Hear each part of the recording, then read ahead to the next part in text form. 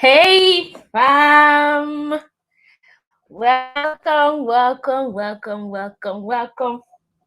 welcome, everybody. Happy Sunday. How is everyone doing? You're all welcome. I can see a lot of questions and comments already. I know this is going to be so interesting and exciting. Tikali, let me read the comments. I'm so excited for us to have this conversation today. Physical features are number one. Oh, okay. Someone says, hello, hope you are well. Yes, I'm fine. Kwame Olatunji. Don't give us your age. PG rated. Oh Lord, we are about to get trashed. I'm looking forward to the next show already. When the question, what do men do that women hate? Yes, of course, tickly. Next Sunday, we are going to do the reverse. So today we are going to do what women of African descent do that men of African descent dislike. So next week we are going to do what do men of African descent do that women of African descent dislike. So it's going to be interesting. I can tell already.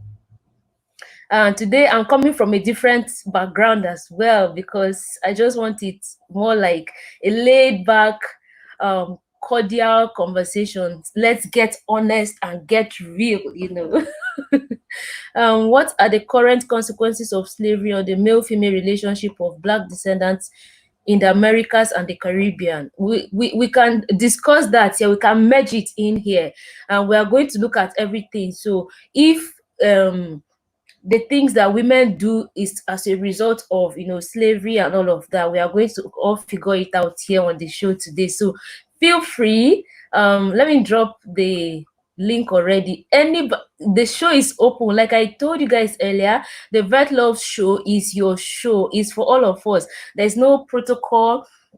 Most times I only get special guests when we are discussing really serious issues like investments or technical issues that need more technical inputs and insights. But a laid back conversation like this is for every one of us on the show. So feel free, let's talk. And the essence of having this conversation is so that we can make amendments, because we need to get relationships and dating and all of that going for us in the African community. You know what I'm saying? So what are those things that get you running away from women of African descent? Basically, we want to know so that we can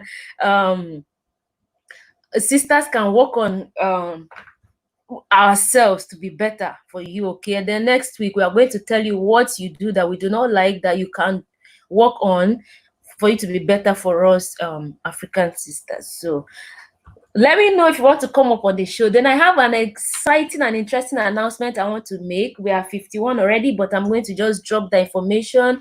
I have this computer I'm using to stream is an old computer. In fact, I can't even remember the name. Okay, I can see here HP 650 is old. It was my sister's computer that I bullied her and collected. I'm not a bully anyway. She's my sister, so she understands. And that's what I've been using to edit videos all this while, but it's super slow. When I try to make videos these days, it's just like a Herculean task because editing is a huge deal. So I need to get a new computer. I need to get some other equipment because there's no light in Nigeria, at least not consistent. So sometimes I have to use generator. And when I do that, noise interferes. So I need a good microphone that can sieve out that noise as well. I need, equipment, camera, and all of that. So one of my friends, because I've been on his neck disturbing him, get me some equipment. He started a GoFundMe campaign for me. So I've dropped the link in the description down below. I'm also going to drop it here, so you can feel free to click on the link. Please, let's make this a reality. Any donation you can make so that I can get this equipment, so we can keep having all these videos and these interesting conversations going. So just as you're led, click, and I'll be dropping the link as we proceed. So let's start the conversation. Yeah, so anybody who wants to come up on the show, start. Ooh, someone has started. Skin bleaching. Sisters, are you hearing? Can you hear him? Richard Kambida. Richard, do you know the other day you crossed my mind? Hope Richard is still in the house. Richard, you crossed my mind the other day. I was thinking about you. I said, I've not seen you drop comments on the show, on my videos. Hope you're okay. For me, it's not just about you watching and for me getting views and all of that. I care as much as possible for as many who are active. I take notice of you, and when I don't see you often again, then I'm concerned. So you crossed my mind, Richard. I said I wished I had your email. I could have sent you an email just to check on you to be sure that you were fine. So I'm glad to see you here today. Hope you're okay. Richard, thank you for coming. Grandma is here. Thanks, Grandma. Yes, I prefer to talk about our relationship when you're going to take me serious. Oh my goodness. The evil comes from the trauma of the slave system and the violence of current racism, which is destroying social ties. We must treat ourselves together. Yeah, so Richard says skin bleaching is one thing that women of African descent do that men of African descent do not like. Good day, beautiful. Thank you for reporting. Yes, you are fine. Is this only for African women or even Caribbean and African American?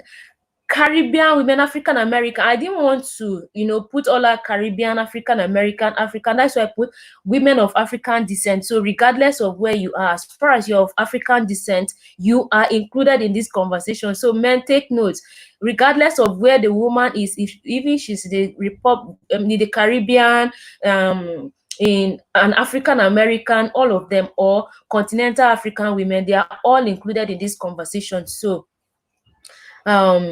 drop what they do that you do not like. Okay, we want to be better for you, our men. Oh, someone say skin bleaching is part of society now, only education can reduce it. Yes, someone says fake wigs and weaves, natural hair is better. Okay, sisters, hope you are taking notes. Our men prefer us with our natural hair. No, fake weaves and wigs, they do not want it. Yes, women of African descent worldwide are the ones we are talking about today, regardless of where you are. African American, continental African, African in America, you are all included. So let's have the conversation. Not just mics, but soundproofing equipment. Yeah, all of those things. I need them. So the link is here. I'm going to drop it again. Just make your donation, whatever it is you can support, while I also save up to get this equipment. It's much appreciated. I really want to do this, and by the time the lockdown is over, I'll be showing you the outside more than sitting in and talking. I like to be out there and talk, show you things around African culture, all of that. So all of those equipment will be very, very, very, very useful. That's why.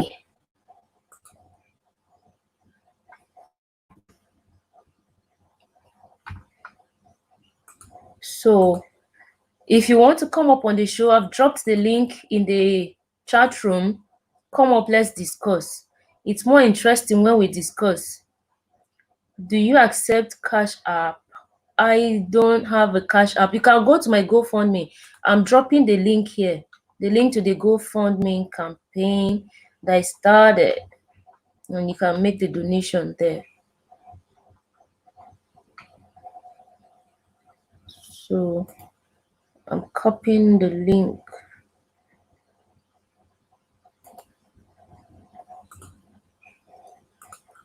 Let me see how that works here. I just dropped the link, the GoFundMe link there. I'm looking at Texas. Okay. Wigs are a very big problem. Men have problem with these wigs. The issue of skin bleaching applies to both men and women of black skin. Exactly. Because I see black men also also do the bleaching thing, and I just find it very ridiculous. Love all peoples of the world, but love your people the most. This is true and beautiful nationalism. Yes, so men do not like wigs, women. So we have to stop wearing wigs. They want us to wear our natural hair just the way it is. I'm getting Kit Tikali says, I'm getting my hair braided as soon as COVID is over, unless he's going to comb, moisturize, and twist my hair daily. Exactly. So it's better to just braid it, because taking care of our hair is a big deal. Like, it's a lot. Taking care of our natural hair is a lot. So protective styles are better. Mental acuity, not acidity. Sorry. Okay.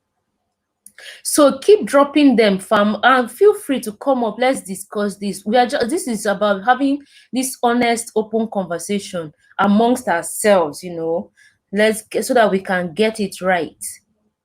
What can we do better? Because you see, you find our brothers going after women who look a certain way, and a lot of times women complain that, well, but being myself, they don't find me attractive. That's why they are leaving us black women and going after women who look the other way. So most, excuse me, women who bleach, for instance, will tell you that, well, men prefer light-skinned women, so I had to do it so that I can find validation and acceptance from men. So men, you are somehow indirectly responsible for this bleaching pandemic.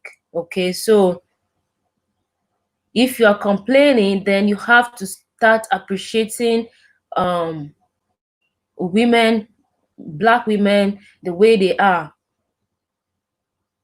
Appreciate them like that, make them feel loved, make them feel valued, make them feel appreciated. Many black women do not like, okay, someone says skin bleaching and wigs are a sign of self-hatred. Women would tell you that it's not because they hate themselves, they just consider all of that as a way of expressing themselves in different ways, especially for women who wear wigs, who do nails like me, all of these, we consider them as just art and just a way of expressing ourselves in different ways that are considered fashionable, not necessarily because we hate ourselves. So that's what many women say. How God made you is beautiful. Many black women do not like what they see in the mirror, but I can't blame them because they don't teach how to love themselves in schools or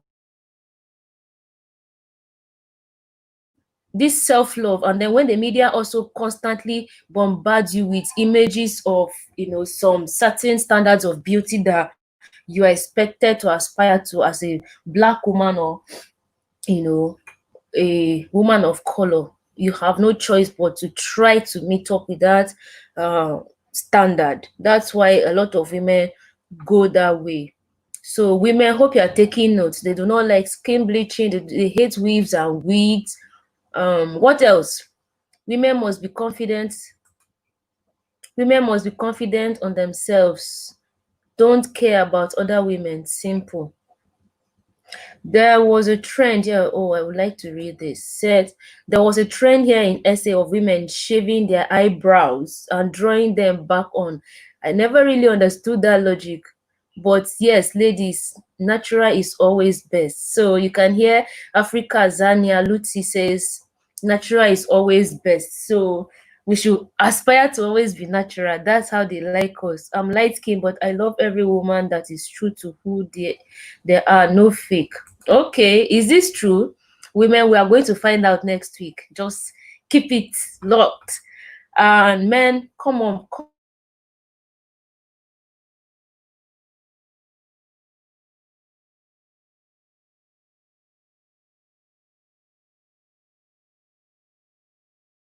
on.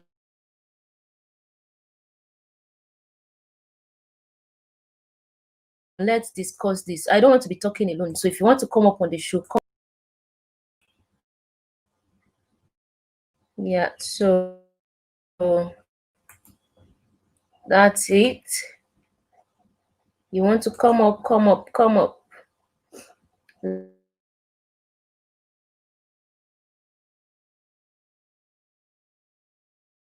Let's discuss this together. I used to, let me pin this here.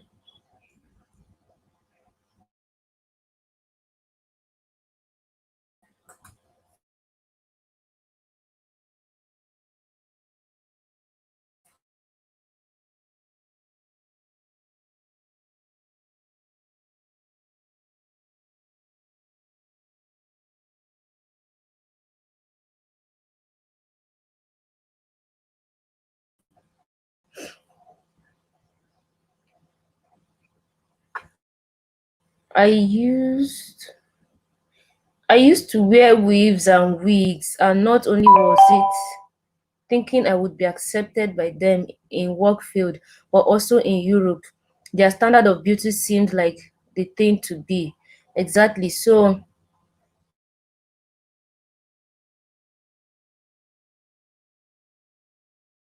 you see, can you all still hear me?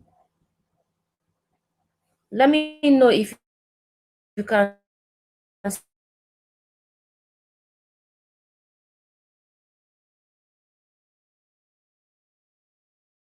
still hear me.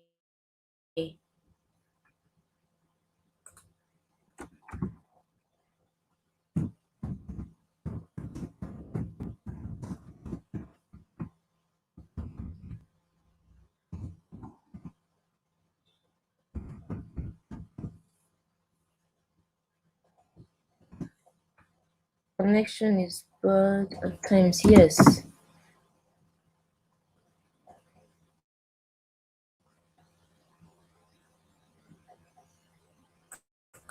My network is, you can hear me. All right, all right. I'm glad you can hear me. So someone says, I love this topic. Thanks, sister. Yes, I know you would love it, and I'm glad you love it.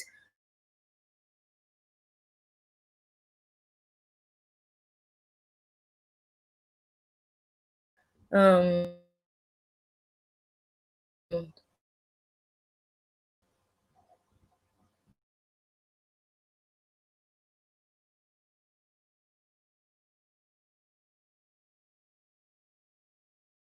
sure, 15 years now, and I express myself with all our black hairstyles because our styles are endless. Yes, I reject European standards of beauty, and I find it extra hard to find a job.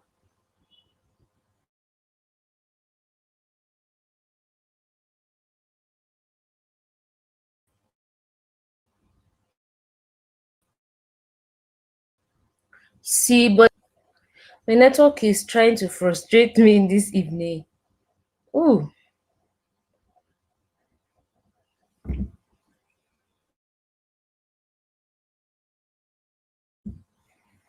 nothing is more beautiful. Like Miss R said, Europe, I heard that when you go natural, then it becomes difficult for you to find a job because they consider your, especially for hair, natural hair, they consider it untidy. How true is that? If you are okay, we'll have that conversation next week when we're talking about the women's um side.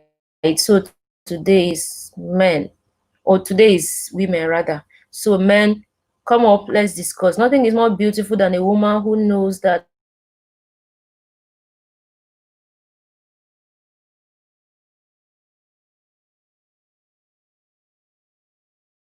complexion is merely external. Hue is not reflecting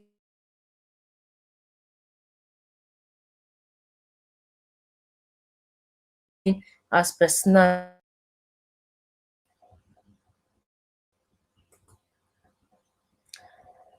My 2 cents plus says we must try for our own identity. We are not Europeans. Grace, can you make me a moderator? Okay, I will, but not now because I'll have to go into the studio. I'm here. I need to focus now. Another person says, when I was younger, here in America, light-skinned and dark-skinned brothers would later they choose. Yes. Oh, even light-skinned brothers and light-skinned Oh my God, that's interesting. I would love to see. Come up, let's discuss this. I love this um perspectives that you're bringing. So for me, I also want to learn, because I told you guys I am not all knowing. So for me, this is also an opportunity for me to learn about other cultures that are not common to what I've known all my life. So I thought that the question of being light skinned and dark skinned only applied to women, but someone just hinted that even brothers um deal with the situation. If you're wearing wigs and weaves make you feel beautiful, I understand, but having a nasty attitude will make you go ugly. Yeah, so nasty attitude repels our black brothers. So sisters, take note. They hate nasty attitudes as well, apart from just the physical looks. And we have to understand that this conversation is not just about the physical looks. We're also looking at attitudes and behaviors. So it's all encompassing, not just one-sided in terms of looks and all. It's all encompassing. So feel free, drop even in terms of behavior. How do women of African descent behave that men of African descent dislike? Be it even in relationships, like I said earlier, even in relationships, let's know, why is it that you are not dating women of African descent as much? Why do you want to um why do you want to leave us black sisters and go for, white women? We want to know. Grace, hairstyles like you wear should be accepted everywhere. Yes, I think so. When you put it together like this, you find a way to style it in a way that is stylish and all. It should be acceptable everywhere. But is that the reality, for instance, in America or Europe? That's what we need to understand. For me, I'm in Africa, so it doesn't matter. It's acceptable. I can take it to anywhere. But is that the case for sisters in America? I don't I don't like the bad attitude that black women tend to have. Beauty comes from the inside, and ugly heart makes the most beautiful women ugly. Yes, I agree with you. A lot of people say beauty comes from within and not from the outside. But why is it that most times you see a beautiful woman with a good attitude, but no man comes around her? So are you contradicting yourselves, men? We want to understand, right? We want to understand. I want for us to discuss this on screen. Like, I want people coming up. Let me drop the link to this stream again. And like I mentioned earlier, I'm dropping a GoFundMe link in the chat room. That's because I want to get some equipment. Like, this computer is a hell of a chore working with. It's super slow. Editing videos is just a Herculean task with it. So I need to get equipment such as even microphones to cancel some noises that interfere in my videos. If you've watched few of my videos lately, you find that I put on the gen, so the noise interferes in it. So I want to get equipment like microphones, computer, and a good camera and other things that I would be using, especially now that we are in lockdown. I'm putting these things together so that as soon as the lockdown goes back to normal, I will be showing you a lot more outdoor. I'll be there just sharing a lot of the beautiful people and places on the continent, not just Nigeria, but across Africa. So I need to get the equipment ready. So anything you can donate in the GoFundMe, just go ahead and click. Thank you so much. Then I've dropped the link to the stream. Anybody who wants to come live, do so.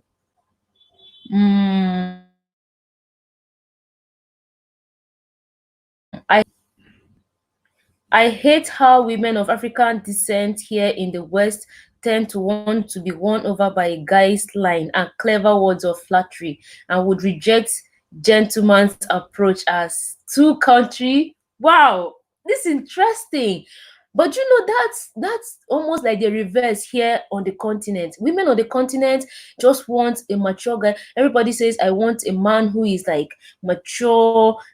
Let me tell you something, my brothers, Nigerian ladies, for instance, if you come with lines, you're just wasting your time. They'll tell you who lines help. Now line I go chop.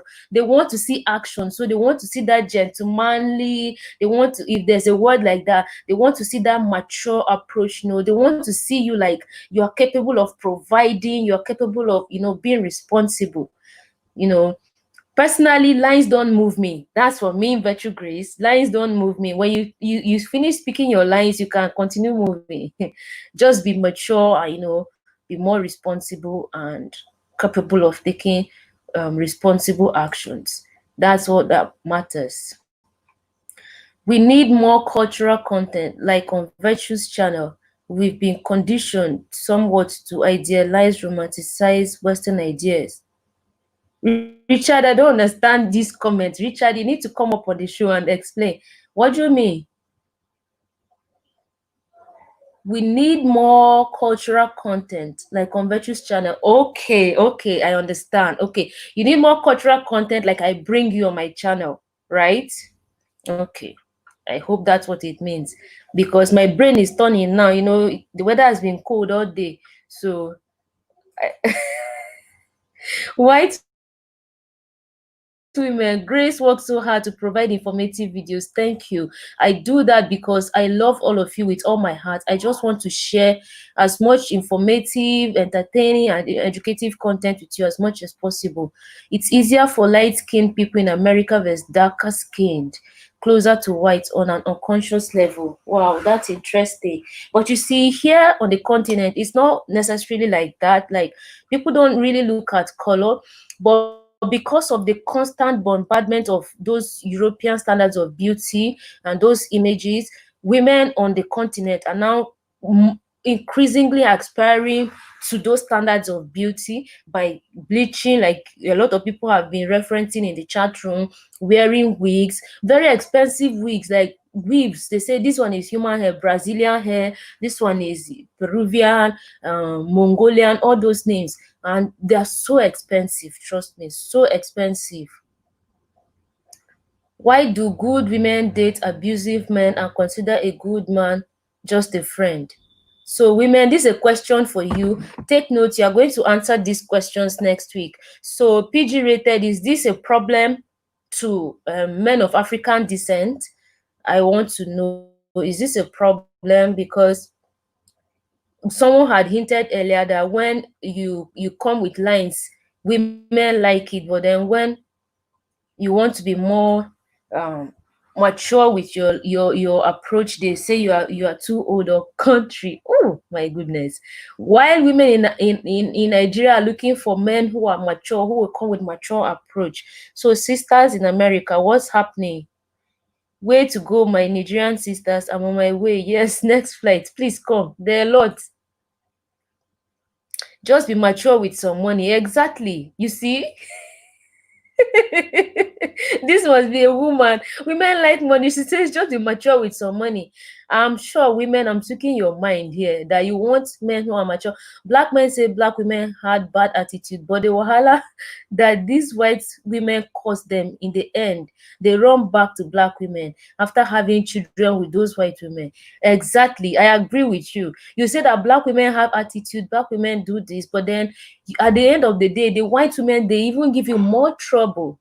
By the time you're a career man, successful, and I'm not saying that's always the case, but in most cases, by the time they pull you down and you lose your career and your reputation, you have to come back home. Home is where the heart is. So no matter what, you always come back. Yes, Mr. Ed says, let's discuss more. Yes, I want us to discuss. I don't know why people aren't coming up today. What's happening? Click on the link. Let's get this out. Hey, Virtue Grace, Black African American females are becoming like the oppressors. So hard. Oh my goodness. Why, sisters? Why? My African American sisters, why? A lot of them act like black men are not under attack. So they disrespect us, but I still love them. This breaks my heart to hear. Sisters, why do you do this? You need to understand your men. You need to understand and be more compassionate, be more considerate and understanding that the system is somewhat tilted disproportionately towards our black men. So you need to be a little more patient with them as well. So anyway, sisters will have the opportunity to speak as well next week. So, but sisters, be taking notes, because what the men are saying is very important. Very, very important. Actually, I'll take a black woman with attitude and a white woman any day. Okay. So attitude is coming out again. I hate it when I hear my sisters refuse to reject white supremacy. So more people are coming. I think this goes both ways. Yes, Miss R, it goes both ways. But next week we are going to discuss the reverse of the question. So just get ready, women, sisters. Next week you are going to have your own day. You will take it and give it out to the men. What they do that you do not like. Thank you, Virtue Grace. You're welcome. I love my black women, but not the ones in Europe. Oh, why? Blessed child, why? Why don't you like the ones in Europe? These are the answers, or yes, these are the answers and insights we'd like to know. If there's anything we need to do to improve, or the sisters in Europe, if there's anything they need to do to improve, let's know. Someone is asking, what is Wahala? Wahala is problem, trouble. So like what she meant by that comment was that when the white women give you a lot of trouble and cause problems for you, you run back to the African sisters. Nice guys. Nice guys need to speak up. A woman like myself will not chase you. Okay, my 2 cents says it. So you're a nice guy, speak up. When you and I like this comment that my 2 cents plus has made, because sometimes a lot of men think that, oh well, if I speak with her or if I talk to her, she would reject me, so they just lock up and never shoot their shot. You never can tell. She might just be waiting for you to say it, because for us in Africa, for instance, women are socialized to not be aggressive. So an African woman, for instance, will not walk up to a man.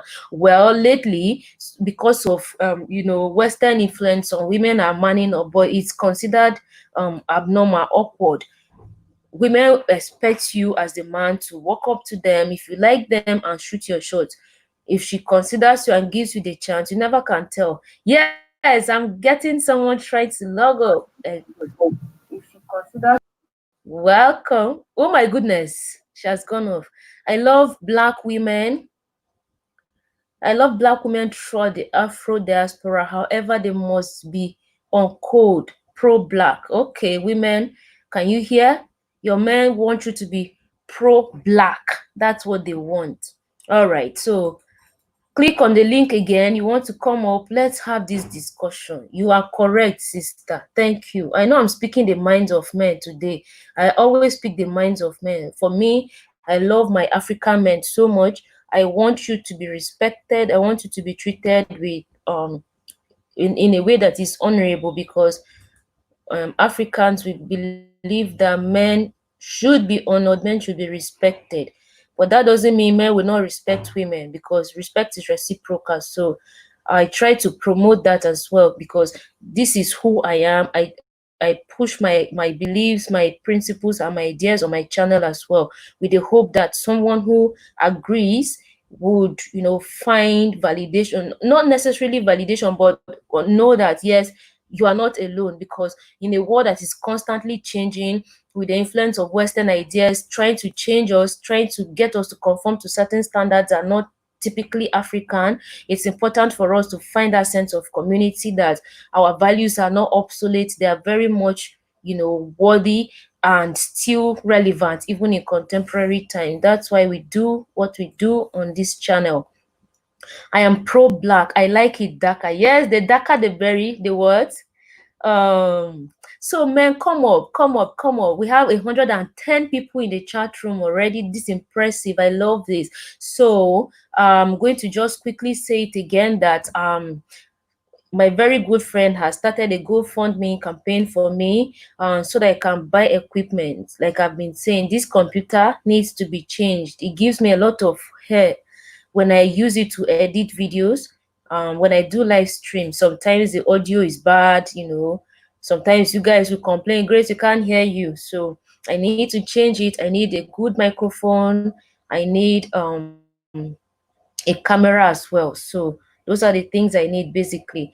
So I've dropped the link to the GoFundMe. Just click on it. Anything you can donate is much appreciated. That's the goal, to buy equipment. So thank you all for your generous donations, and for everybody who has supported and donated through my PayPal. Thank you all so much. Your donations are appreciated. You are right on point and very. So I've dropped the link to the GoFundMe again. Just click on it. Anything you can afford to donate is appreciated. Virtue Grace, you are right on point and very beautiful. Thank you. You are the standard of Black women throughout our Afro diaspora. Oh my goodness, that's so beautiful. I'm flattered. I like them darker.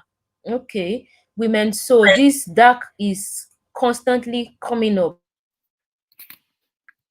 Constantly coming up. Jehu, thank you for coming. It's been a while. How are you doing, Jehu? Welcome, Ose. Hello, how you doing? Can you hear me? Yeah, All I can hear right. you. Let's have your take. Welcome.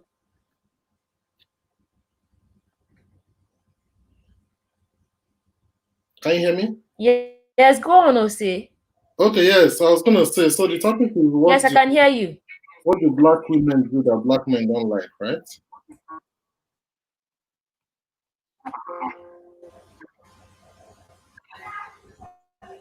I think there's a bit of a lag. Hello?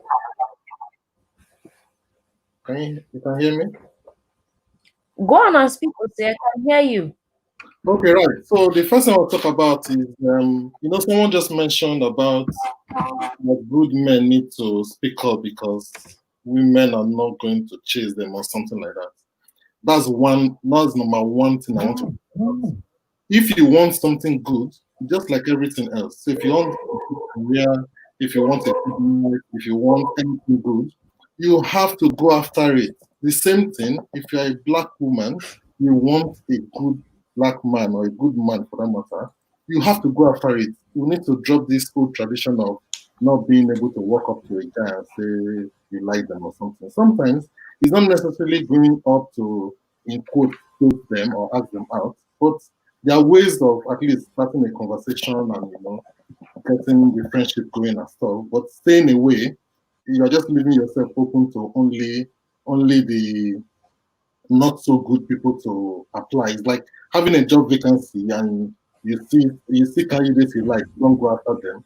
So you will only be left with the people who apply, and you'll be only be left with that pool to select from, and you're probably not going to get it best. So ladies, go out there. If you see something you like, somebody you like, go after it the same way you go after every other thing that you want, whether it's career or anything else. Yeah. So drop that traditional stuff. Wait, okay. Ose, but that's not African. Especially women on the African continent will tell you, oh, but that's not African. Africans, we have been socialized not to go after men. If you do that, you'll be considered wayward or a spoiled child and a spoiled woman and all of that. So what do you think now? You're saying if you like, just like you go after any other thing, career, or if you like a mango, if okay, example now, I say I like you, Osi, and then I come to you and start, talking with you. Osi, I really like you. I want for you to date me. How would you feel? How would you react? I won't find it awkward. Anybody that is exposed will not find it awkward. The right person will not find it awkward. If the person finds it, if the person finds it awkward, then it's probably not the right person for you anyway. Then fine, you move on to the next. So you should not be scared to go after what you want at all. There's nothing about it's not African. The same way some people will say it's not African for a woman to hustle or become, try to become a CEO of a company or build a business or have a house and all that kind of stuff. But many women are out there hustling, becoming CEOs, having their own businesses and going after good things. If you look at back in the past, it didn't used to be like that. It was almost a taboo for women to own houses and things like that. So all that is changing. So this part also has to change. So what? Okay. So also, so for you, you don't find it awkward if a woman walks up to you. You see, there was a day, I think last year, I saw some videos on I think Facebook, in which a lady, two different videos at two different times. A lady obviously had been dating that guy for some years now, so she kept waiting for when the guy was going to propose. He never did, so she got fed up of of waiting. So she took the bold step, and then on one of the days they had a date, she proposed to the guy in public, and the guy was so furious, and the way he was speaking is an evil man. Why you embarrassing me? If you don't stop this, I'm going to walk out on you, and that'll be the end of this relationship. The guy was so mad. So that's what I'm saying. It feels very awkward, especially in Africa, for a woman to walk up to a man. Trust me, there are a lot of women who like some men, but they cannot, because if I But do that, it's the same yes. thing. It's the same thing. Women also like men also propose and women get angry. I've seen so many videos where the ladies slap the guy for proposing to them in malls. I don't know if those are pranks anyway, but I've seen quite a few videos where one is proposing and the other one gets angry and walks away, or people say no. Again, I know this is kind of an emotional kind of thing, but it's similar to when you are going after a career as well, or going after business or hustling. Sometimes there will be no's. You have to be prepared to go after what you want and not bother too much about the no's. If you worry too much about the no's, or in quotes embarrassment, then you're not going to get what you want. You're leaving yourself open to get what comes to you. And you can't sit down and just expect that everything will come to you. Sometimes you have to go after it.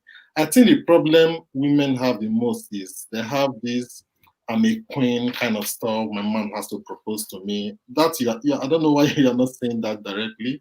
I think that's what only a woman can say that by themselves. But I'm thinking that's what is in their mind, that a man should approach me so that they get respected, so that the man doesn't take them for granted or think they are loose or think they are cheap or things like that. But like I said before, any man who is the right kind of person, who has the right kind of exposure, will not think that way. That's one. Two, what I said initially was at making the move. Making the move it's not going to say you just see somebody that you say, come and marry me. I mean, that's weird. If it's me, I'll run away. I'll run away. I'm not going to see somebody Mhm. I want to marry you. So it's all about at least starting or breaking the ice, or making the move to become friends, and it can start like that. Some ladies, especially in Africa or Africans, they can see someone they like, they will even frown their face. They will not even smile. They will even discourage you because they want to disguise it. They don't want you to know that they like you. I mean, it doesn't work because And that's true. That's because me, I say it based on my own experience, the way I was brought up.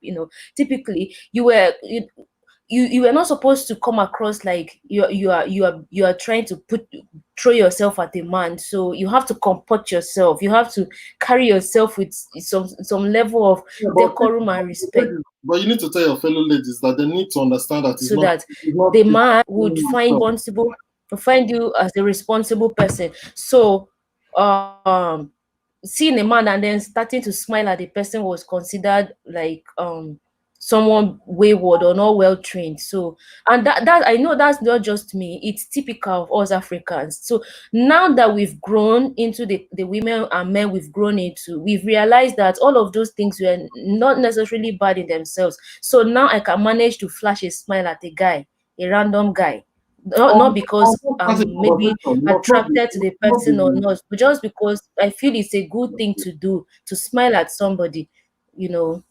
Yeah, so it must not be. Yes. I mean, just start a conversation. Just say hello. Just start the conversation with what's happening around you. I mean, there are many ways. There are many ways. Yeah, those things have to be developed. Men also get shy, or it also gets awkward to approach women as well, and they get rejected as well. Obviously, society kind of makes us a bit more thick-skinned and more prepared for that. But yes, women need to take on that. The same way Okay. women are taking other things, they should take on this as well. Let me just round up. I think there's somebody else. The other thing I want to add is women should look at adding value, but black women should look at adding value to the man. Because like me, I'm not resident in Africa, and in my experience, not personally, I've not dated a white person, but in my experience where I've seen cases where black men are dating white men, many times is because the women are adding value to them. And on the other side, it's like black women are always taking from them and not giving. It's not just financial. Sometimes it's advice. Sometimes it's standing by the person. Sometimes it's being able to share your dreams with the person. Sometimes it's the person motivating you and all that kind of stuff. So generally, black women should look more about adding value. You know, you can find Adding value. what the person likes, and discuss it with them, find out their dreams, ask them questions. By the way, I found that in Nigeria, please, no one should come at me. This is the experience I have. I found that in Nigeria, Igbo women are good at this. So maybe speak to an Igbo woman. Igbo women seem to be very good at this, at adding value. They will ginger you and push you to your dreams and push you to achieve more. Obviously legally, but they will push you to achieve more. If you're not careful, you might even you might even go illegal, but you have to stay legal. But they definitely will challenge you and want you to desire more and want you to take action and stand up. So yeah, that's something. And the last one is black women should stop giving too much wahala. Many black women give men a lot of wahala. Wahala, whether it's in terms of being jealous for every single thing and all that kind of stuff, it's just being overall matured and more tolerant, and being open to many things. Because I mean, we're in 2020 now, we're in a new world, so that you and it all goes back to that traditional kind of stuff. We should come out of that because people are going higher now and exploring. So that's about what. Okay. Um, I really can't hear you. Okay, the last thing you were saying, the line was hanging. I couldn't really hear you. But someone was saying, seriously, Ose, do you consider that normal? Like when you said, if someone and it's a guy, he's an African man, like he said, for him, he finds it weird that you consider it normal if a girl walks up to you and like starts conversation and suggesting Abnormal like in that? What's abnormal in a girl walking up to you? What's abnormal in that? I don't understand.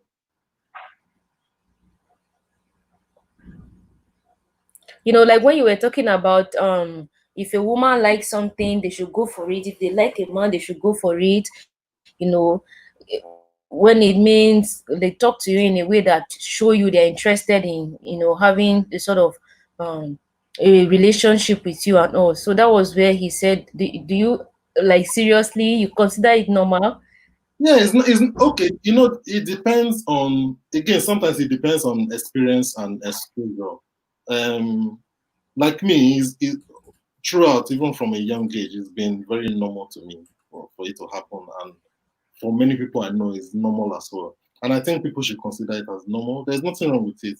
The only thing is, it shouldn't be done in an awkward way. The girl shouldn't just come up to you and, become weird or, just go like over the top. Me, no, I personally don't like that. I'm sure many guys don't like that. But like we're saying, it's just about breaking the ice, start a conversation, and talk about things generally, and then let the friendship build up from there. Obviously, you're just not going to walk up to a guy. If you walk up to a guy and just say, "Oh, I like you," I see where he's coming from. It might be it might be somehow, but the girl, like I said, can come like in a friendship way to say, "Oh, maybe compliment something on them. Maybe I like your wristwatch," or "Oh, that's a nice shirt," or something like that. Instead of saying "I like you" directly, because that might be weird to some people. So Okay. Nakmizi, welcome to the show. Would you like to come up? Let me know if you like to. The link is there.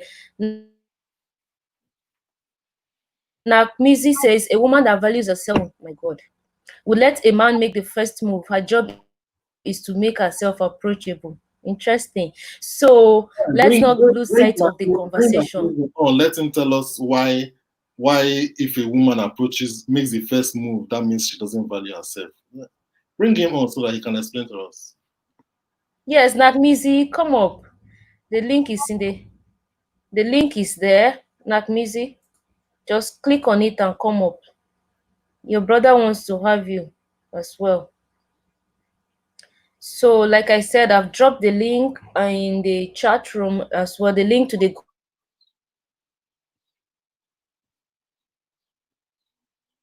GoFundMe.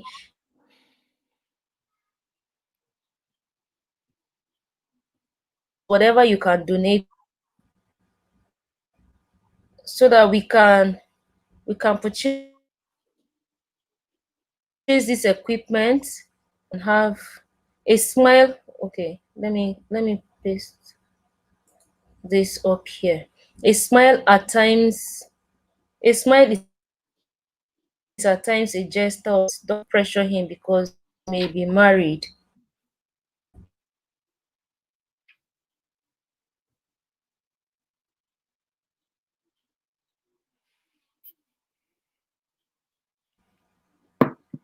I think it's freezing, and I think I've made my contribution, so I'll come off now so other people can come on. Okay. Wait. Okay, so fam, I've dropped the link. My network is just acting up today. It's going in and out, but I'm glad you understand and you're holding on. So thank you all so much. Click on the link if you want to come up. So Ose, your brother has a comment on the screen. He said a smile is at times a gesture of respect. Don't pressure him because he may be married. And this is another thing. There was a day I went to to go get something. I went to buy my electricity units. So I met this man there. He obviously I was there before him. So when he got there, he wanted to ask for some clarity about what was going on there. So I gave him the answers to the questions he was asking. So and just be myself. I was just being myself and being nice to him. Next thing, he was pushing the conversation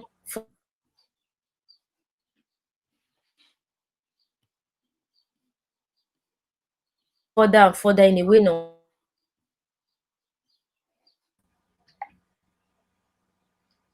in a way that I was finding uncomfortable. So I had to just um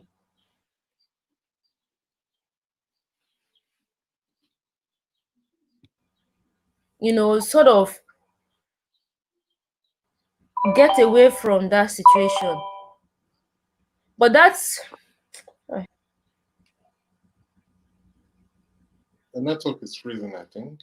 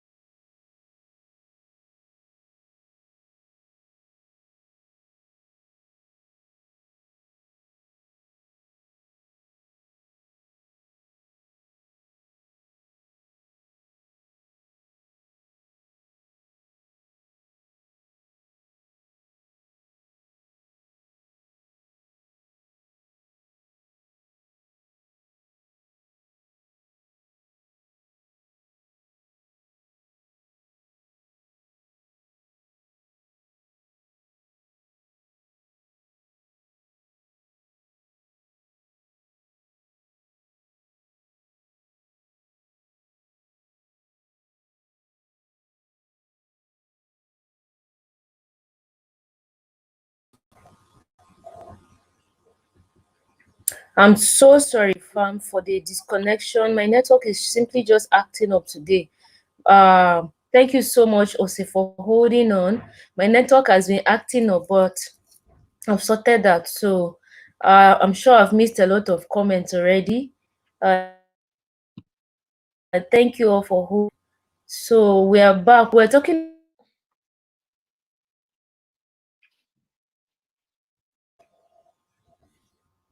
talking about the smile. This network is just Grace, to be honest, I think I just love a natural black sister. I believe in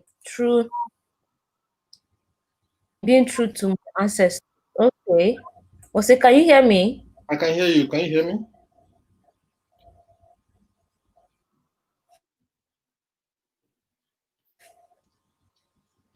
I can hear you. Can you hear me?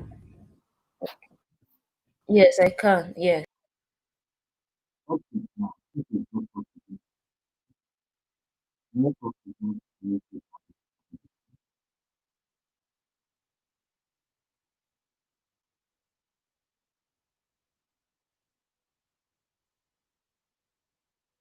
Right, I'm looking at the last comment. I don't know if you can see me or hear me. Now this is coming to properly talk. You know my perspective already, so if you like want to ask me a question or not, I want to explain more what you mean, you can ask me and look into the context. Let me change my location. Maybe it will be better. Okay, all right, welcome back. Yeah, I'm here. Let me change location. Like I'll move to my living room. Maybe it will be better there.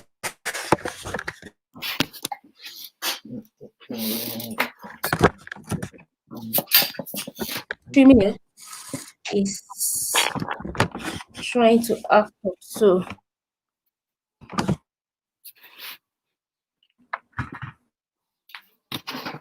I'm going to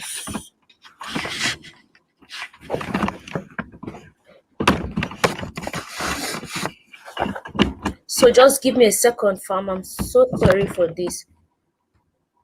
Let me move my lights in.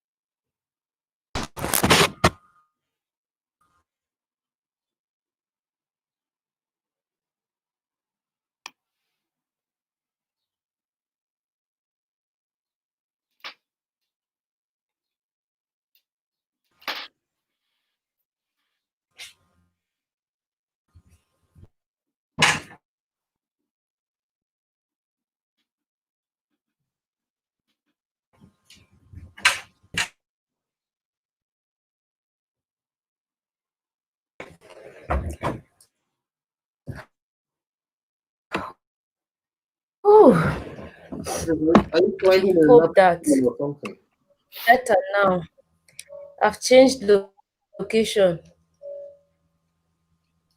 So welcome, Nakmizi. You're welcome. Speak up. I can't hear you. Let me. I'm Can you hear me? fine. Okay, good, good. I'll Yes. speak up. Yeah. How you doing, brother? How's everything going? Okay. Oh, Go good. on. Yeah. So what is it that what is it that women of African descent do? You broke up, but I think the topic is we were talking about whether men should approach women or Yes. women should approach men. I was always taught that if you have something good, then people will come seek it out. It's only the garbage that is given away freely. You understand? So when we talk about women, when we talk about our queens, our sisters, our mothers, and our daughters, we want them to value themselves to the point that they allow a suitor that is someone that they choose, because the woman makes a choice, honestly. Someone that she chooses to come and approach her. Her job is to make herself approachable. So if she's walking around with a mean face, then she's not going to attract people. Are going to be scared to come to her. Her job is to do what she does, live normally, and then give off her energy that allows people to come, but not to be walking around approaching men, which can be seen as throwing herself at someone. Any woman that throws themselves at you is not a woman that you want to put a ring on their finger. No, I don't agree with that. Brother, can you hear me? Yes, sir. Okay, so the thing is not about throwing themselves, and it's not going around throwing yourself. That's an extreme. That's extreme. Obviously, that's not what, and nobody wants that. What we're saying is, from time to time, if you see someone you like, there's nothing wrong with breaking the ice, saying hello to the person, complimenting their shirts, complimenting their wristwatch, or talking about the music playing in the background. Maybe it's at an event or something like that. It's not to go and say, "Oh, I want to marry you," or "Oh, you're so handsome, can we start dating?" No, that's not what we're saying. Obviously, that's weird to everyone. And approaching someone doesn't mean that you're giving yourself away for free. I believe people should be able to talk to each other. If you see someone you like, you should be able to just say, "Hello, how are you doing? How are you finding the event today?" There's nothing wrong with that at all.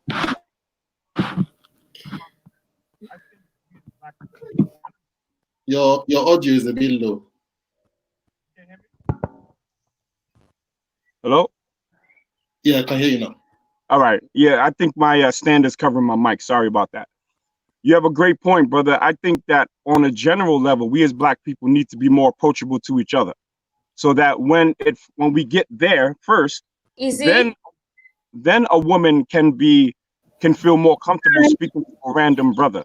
Because right now there's a lot of thirsty brothers that will take a woman speaking to them, just saying hi in the spirit of unity, as her throwing herself at someone. And me, I'll tell you like this: if a woman, all she has to do is smile. If she smiles, a brother that is confident in himself will pick up on that and make that move. I do not want, and I don't teach my daughter to be going after men in terms of introducing and breaking the ice. She shouldn't have to break the ice with a man, ever. A real man. I think when we say that, even though I don't, it's like you're not wrong per se, but I don't just agree with everything you're saying, because I think it is limiting. I think that's limiting females to say you can't do this, you can't do that. No, what we should say is we should do it with regard. You should do it with respect. You're not going around throwing yourself. There's a big difference. Even a guy shouldn't go around throwing himself. Nobody should go around throwing themselves. But there's nothing wrong in saying hello to someone you think, "Oh, this person looks like he's doing well for himself," or "I've heard him speak, he speaks too intelligently," or "He looks like he's a good person." For me, there's nothing. It's like saying, when you say a good job or you see a good company, you should wait. You shouldn't throw yourself at the company, even though you see that the company is good. You should wait till they come and approach you. That way, you are limiting the pool that you have to choose from. Yes, a lady will still have to choose. You approaching the man doesn't mean that you're going to start dating tomorrow. You still have to make the conscious decision whether you're going to date the person first. Then you still have to decide again whether you're going to marry the person later. So approaching is just the first step. You can approach and you decide not to ever date the person. Or if they turn out to be some idiots, then of course you kill them off. So if they turn out to be some idiot, you can avoid that by, as a female, by not approaching someone. A female should sit back and watch. and then she makes a choice as to who she can get. So my brother, I would ask you, how long have you been married? 5 years. 5 years. Did 5 your years, wife approach 5 you? years yesterday, actually. Congratulations, brother. Did your wife approach you? Congratulations. Thank you. Say that Did again? she approach you? I approached her first. Okay, yeah, exactly. So you're advocating for something that you didn't even do. But there's been other ones where that wasn't the case. Okay, but the one that you chose to make your queen, that you will live and die for, that you will provide for, that you will protect, you approached her. No, Why? like those ones Yeah, it's like that. Those ones ended for other reasons. They didn't end because of their approach. No. Nah, I mean, I'm saying the one that you chose to be your wife, to carry your last name, to have your legacy. You approach her. So you're telling me that my method doesn't work yet, or that you don't agree with it, but you chose that same method in your current relationship. No. Say, okay, we're using something wrong to validate something. It doesn't mean it wasn't dependent on the approach. The approach could have been different, and it wouldn't have made any difference. There are many examples out there, even though I can't give you names now, but there are definitely many examples out there where it's the lady that approached a man and they're happily married. So we can't really use that as a yardstick to say it's because this approach that, or because I personally, that wasn't my case, then it does. No. Of course, it does. Either way it could work. Whether it's the man that approached or it's the woman that approached, it could work. But what you are saying is, if the woman approaches, then that woman has no value. That I don't think is correct. I didn't say that she doesn't have any value. What I'm saying is that her value drops in the eyes of a man who has no work to do. Not an exposed and distant man. If a lady approaches you, why should her value drop? She's still herself.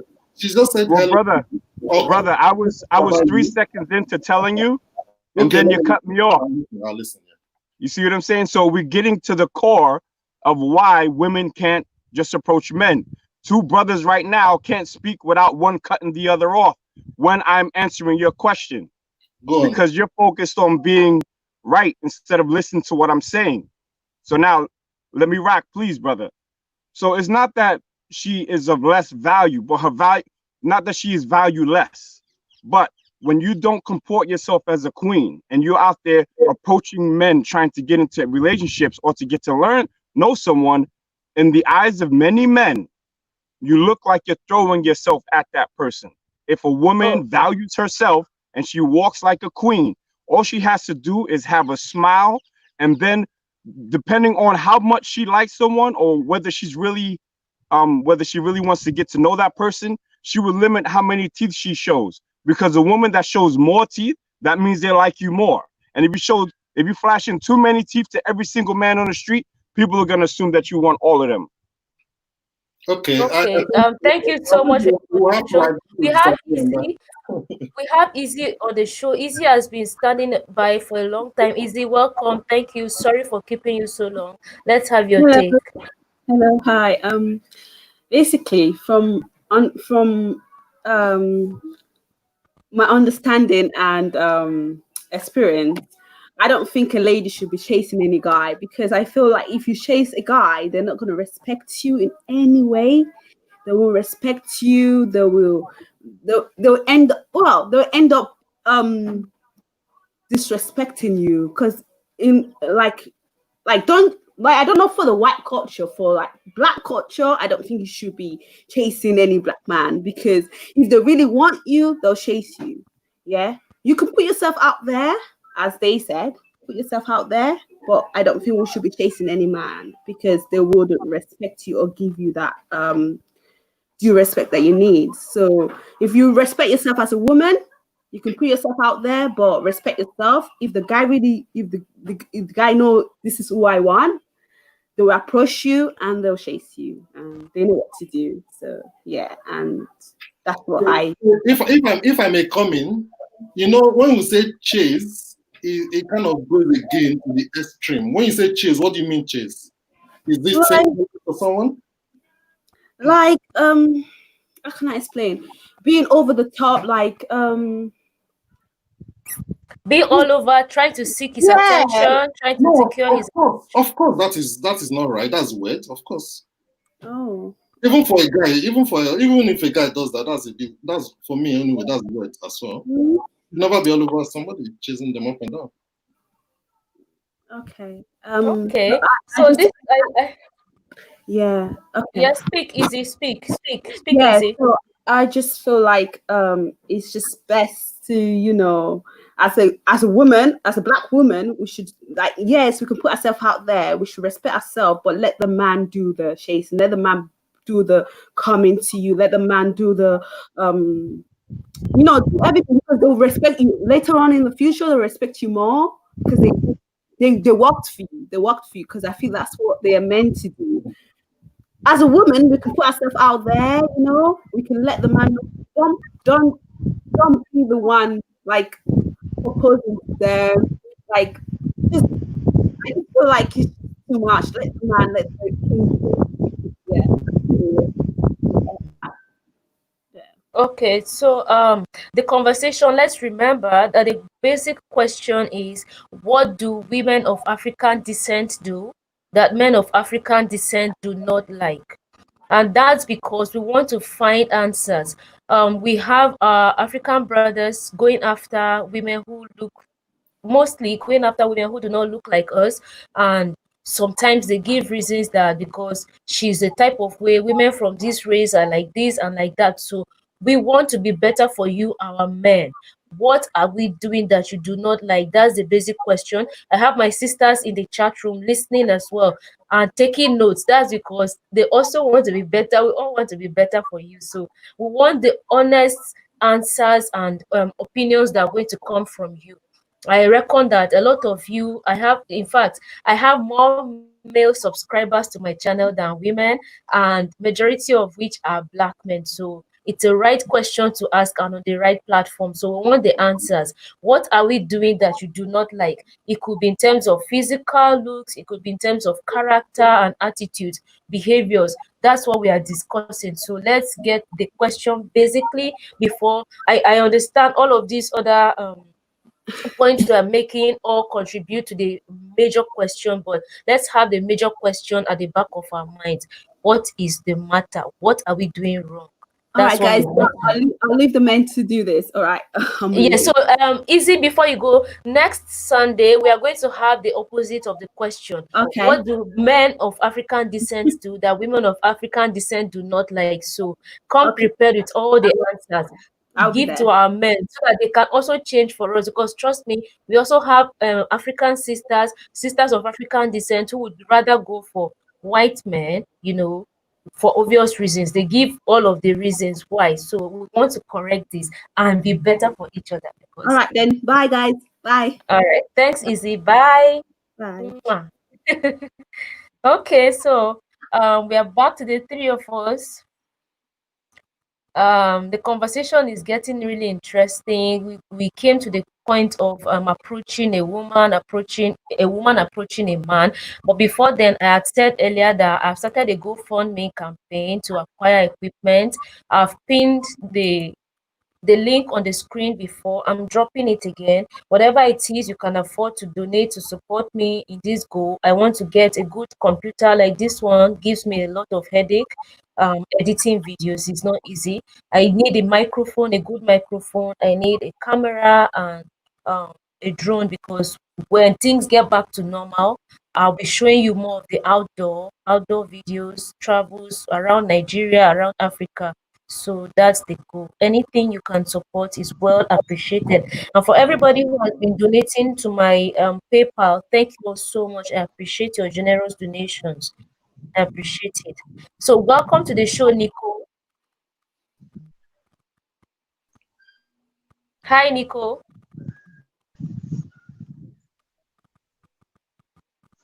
Can you hear me, Nico? Thanks, Chris. Okay, you're welcome. Let's have your take.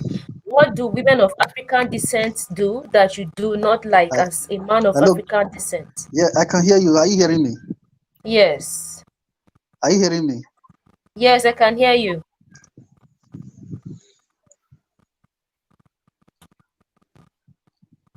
Oh my. Okay. First of all, I just want to. Yeah, I said first. Are you hearing me? I said first of Yes. all, I just want to say I say hello to all the brothers there, all the brothers in the chat rooms. I say hello to you all, and are watching.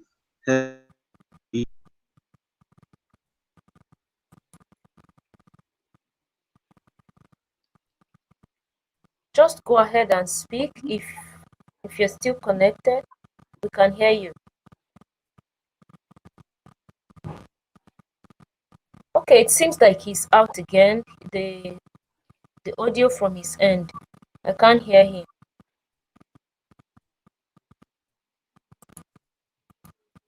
But if you also want to come up on the show, I'm dropping the link again. Just click on it and you join. So Nakmizi, before you came up, there was a concern. The brothers were saying they hate it that women of African descent bleach. What's your own opinion about that? Wow. When I get to what I think the reason for bleaching is, okay, which is to, some people say it's to clear their skin, but they go overboard with it and they try to literally Sammy Sosa themselves. And that's a baseball player who went from being a black Dominican to looking like a dead man walking. He got rid of his skin. So that is something that really, it's a pet peeve of mine, because the psychology behind it tells me that they're not proud of this beautiful black skin that we walk around. But I don't really comment on women's cosmetic choices. So I don't get on women for their weaves. I don't get on women for what they do to make themselves look better. You understand what I'm saying? There's enough black men that's always chopping down the black woman for the way she looks. So my job is to really just let them know that they are beautiful in their natural state. And whenever they come to the realization that they can just rock their natural stuff, then that's going to be in their own time. All right, thank you. So someone is saying swirling. What do you mean swirling? Is it a slang or swirling? Nakmizi, you laughing? Okay, Yeah. educate me. Like I said, I'm here to learn as well. I don't know everything about all cultures, so tell me, educate me. What educators? I'm sure other people also want to learn. Swirling is when a black person gets with a white person. That's all it is. It's interracial relationship. Not even just Okay. black. It's black and white. It's black and Asian, black and Indian, or whatever. These things. Look, I think swirling is a huge issue in terms of longevity of your bloodline. Someone in the chat said I'm extreme in my views. Hell yeah, I'm extreme in my views because I'm extremely proud to be black. You understand? So I'm going to have extreme views.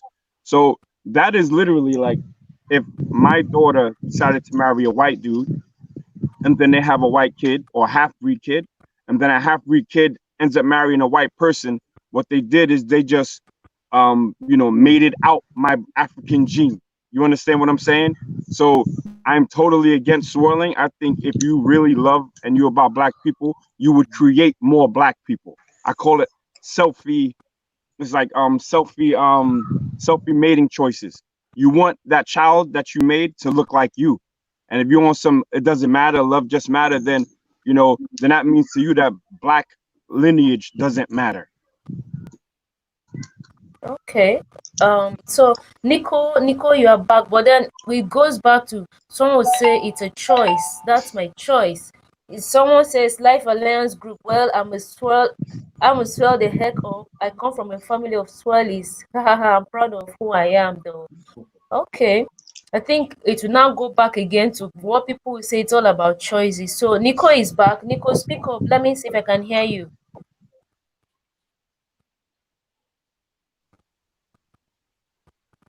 Oh, okay. I still seems like he has frozen there. Okay, Maybe it's having. log off now. Yeah, I've made my points already, so I'll log off. Thank you for having me. All right. Thank you so much, Osei. I All right, appreciate you. everyone. Congratulations again. Okay, You're hello, going hello, to- Virtual Grace, are you hearing me?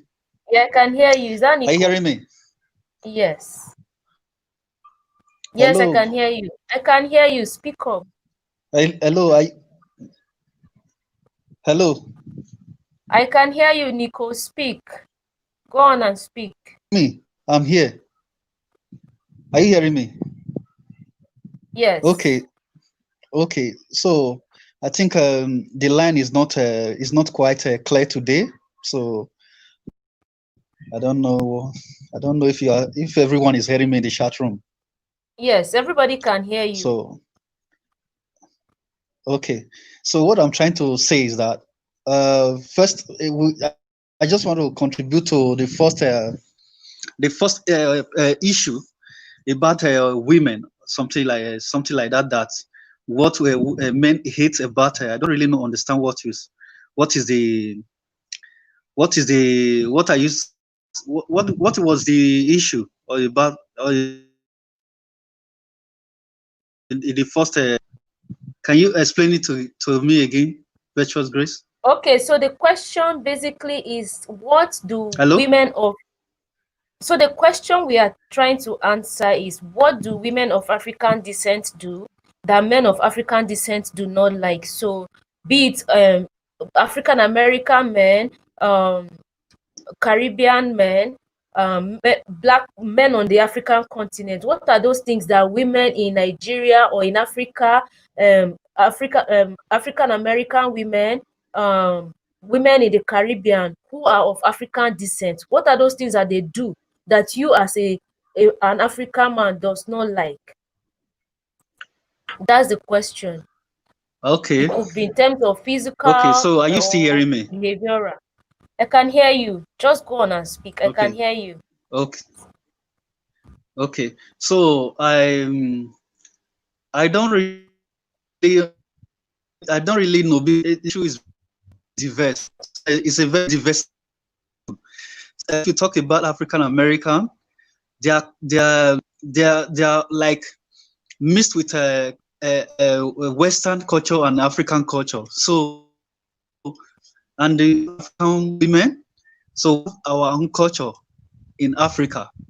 So, like when you talk about Caribbean women, African women, they still have their own culture. So, when you look at when it is twisted, you know, the only thing I understand, they all have to come together, see their differences, and they should learn from each other. The Africans, Americans, Black Americans have to learn from the African women, the Black African women, and the Black African women need to learn from them so that they can understand the men very well. You understand? Yeah. The first guy that contributes, what the guy said is important. It's very important. So the guy said something very vital, that it's possible that a woman can approach a man. I don't know if I'm right. Yes. Hello, Grace. Yes, you are right. Go on. Hello, Grace. Yes, you are right. Go on. Are you still hearing me? Yes. Are you still hearing me? Yes. Okay. So the brother that spoke first, something that is possible that women can approach men in the first place. That and so you asked if it's really that we have have a culture that we don't have that women don't have that zeal, will to approach men. So I think that women can really approach men. You understand? But it depends on how you do it. You understand? You can approach men. You can be friend with a guy. You understand? So you can be friend. From there, the friendship can grow to an extent where the woman can totally can build and say to the man that, yes, I really want you, I like you, or something like that. So, but I know in Africa is little bit awkward. You understand? But I've lived in Western world, and I think it's in Western world women used to do that. You know, when they see a man they like, they can approach the man. So it makes no difference. So I think what the guy said is right, and I agree with what he said. You understand? So women can approach men can approach women. So the step you take. You understand? I don't know if you agree with me, Grace. Well, that's your opinion, it's okay. Like I said, Hello? it's always important for you to express your opinions on this platform. That's what this show is about. So for you, if you think that when a woman approaches you it's not a problem, then that's fine. That means we are making progress, because typical African society, we say woman, we are socialized as women not to be the ones to go after a man or to make the first move. Typically we are socialized to sit back, just make ourselves approachable, and let the man approach us. Let me speak. Let me speak. Yeah, can I speak to this brother that is online? Can I speak to him? Okay. Can you tell me his name, please? What is his name? Brother, I'm here. You can address me directly. You can speak to him. He can hear you. He can hear you. Speak to him. Hear you, brother. You have no idea how technology works. Come on, man. Okay,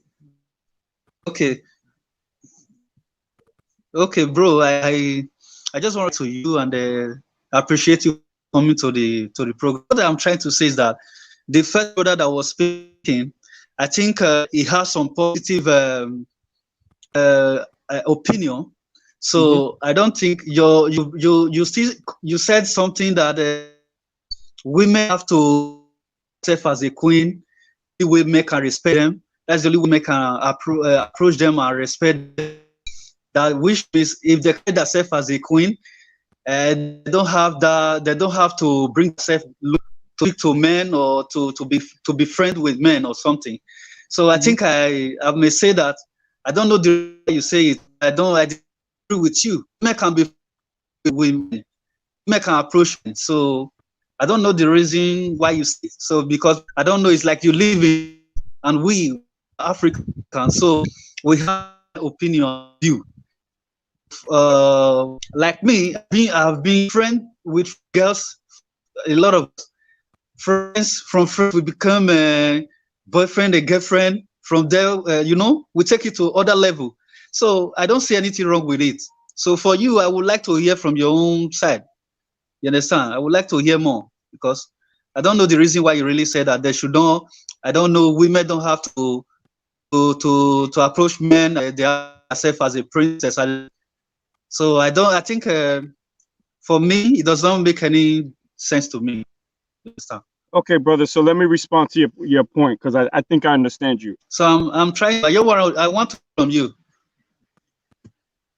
Okay, so what is it about black men? Yeah, I want to. I'm brother, listening. Be quiet, please.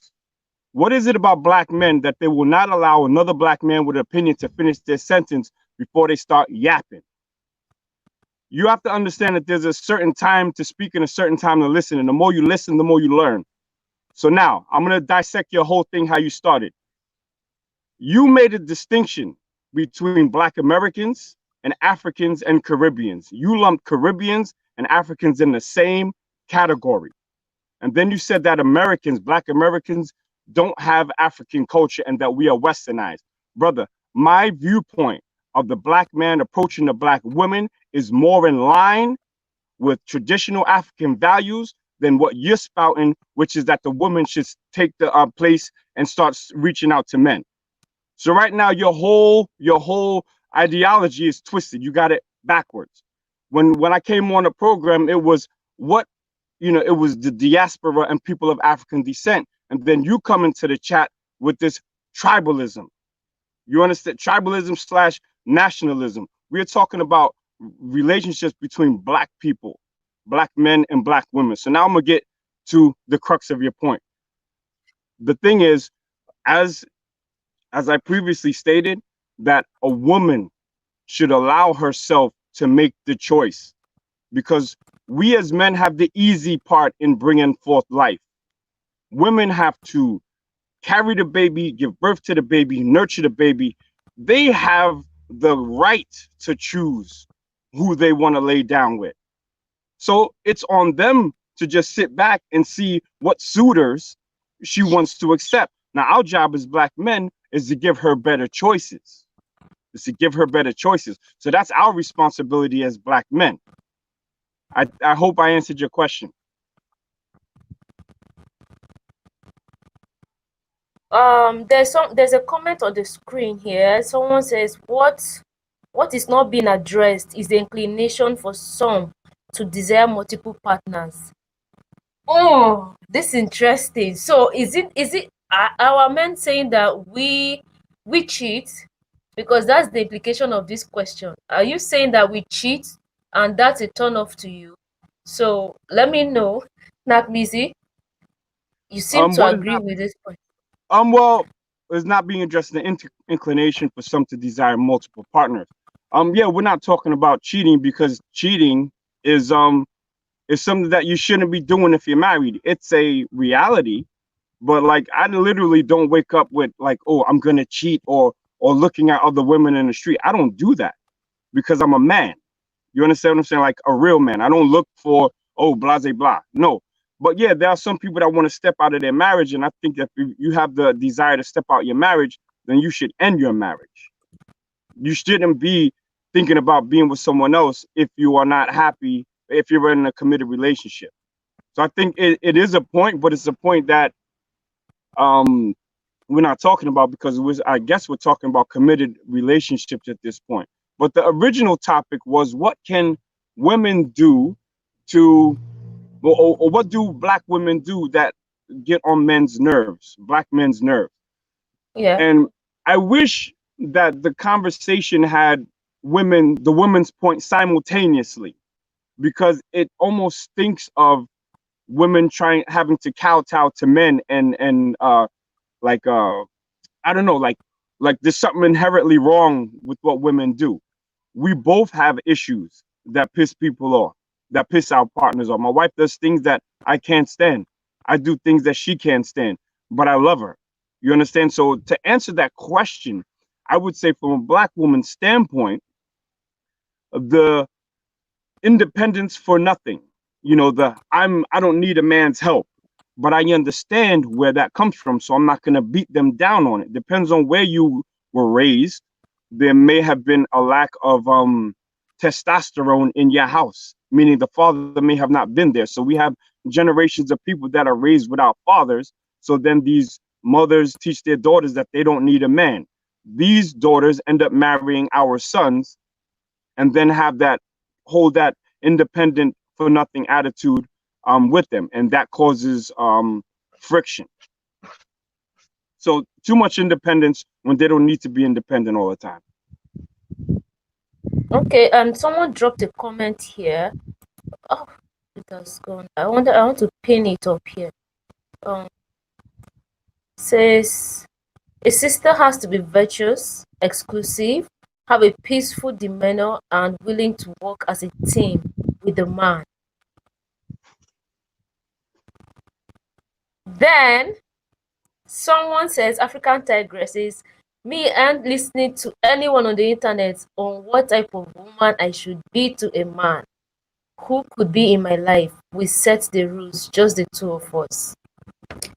Interesting. So I like this, and the point of this conversation is that men complain that Black women behave a type of way. I saw someone drop a comment here about child support being a big deal in America now, and that's what some men complain that women like to, especially Black women now, like to entrap men with pregnancy, and then eventually they start pushing for child support, and that's a big deal. They don't like that. Some men say that Black women are just so unsupportive. They're just loud. All of those complaints. Some people were talking more about the physical attributes of not. They do not like women who wear weaves or extensions. They want it to be natural. And then some people of the point that women who bleach and all of that. So different opinions and different answers to that question, of which I find a lot of them valid, because everybody Ouais, just wants to je discute avec les gens en Internet. Il y a des choses que les soucis qu'on a entendu clarifier. So that's what we are trying to find the answers to. And again, the thing is, a lot of some women complain that even our men, they tend to go after women who look the type of way, not the way we look, because they find those ones more attractive and more beautiful. That's why, in terms of the physical beauty and all of that, we try to enhance all of our looks so that we can match, those standards of beauty, and let our men find us attractive, you know. But men here are saying they don't like it that women can, women go on to put on extensions, to bleach their skin and all of that. So where is the disconnect? Where is the confusion coming from?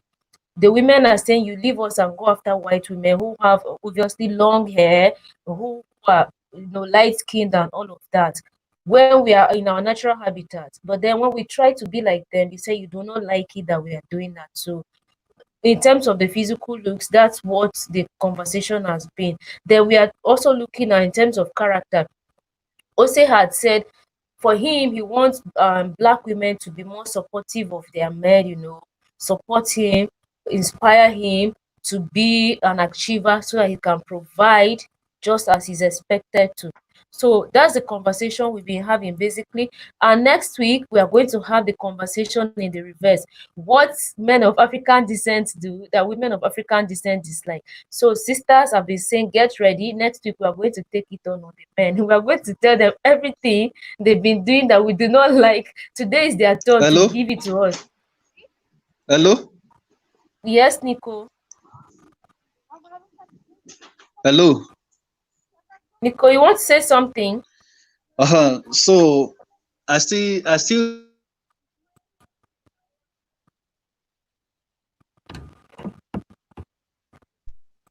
Hello? Can you hear me? I can hear you. Yes, I can hear you. Speak.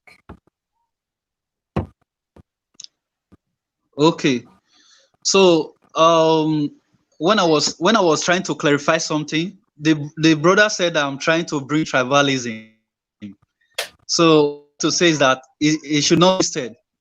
There's no tribalism. We come here to speak about the issue that they brought. We are trying to find something. So there's no tribalism. So all blacks, we are the same family. So what I want to say is that when I talk about culture, it's not tribalism.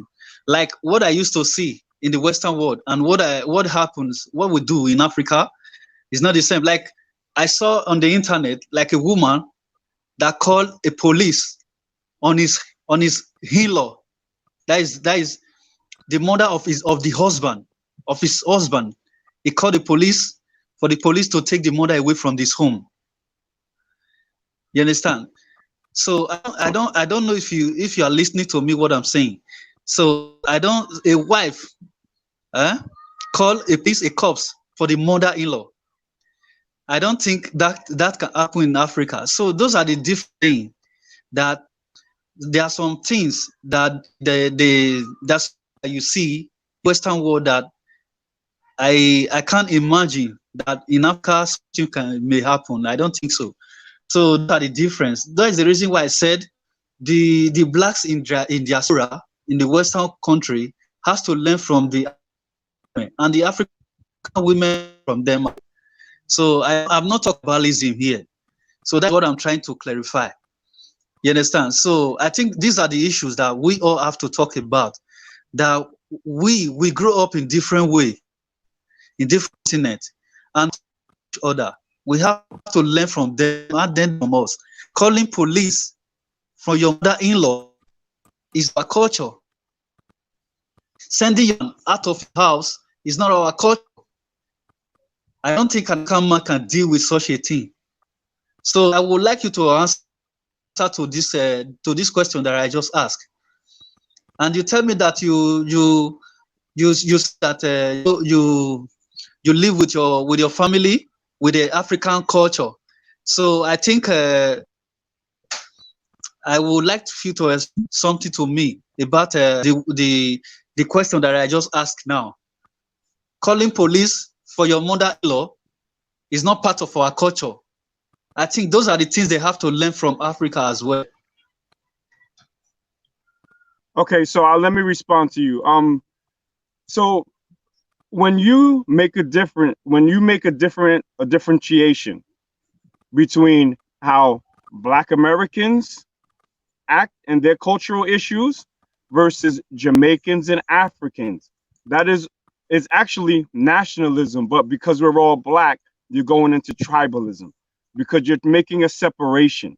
Now understand, in Africa, in the same country, you will have different cultural situations based on tribe, based on location. You may even have people of the same tribe, but are still have different cultural things. So when you do that, it's really a non sequitur in that it brings nothing to this conversation. But I'm going to indulge you anyway. You mentioned calling the cops on a mother-in-law. Now, what did the mother-in-law do? There's so many other questions, and this isn't even related to the actual topic. So why don't we just put some respect on our sister's platform and keep it to the topic?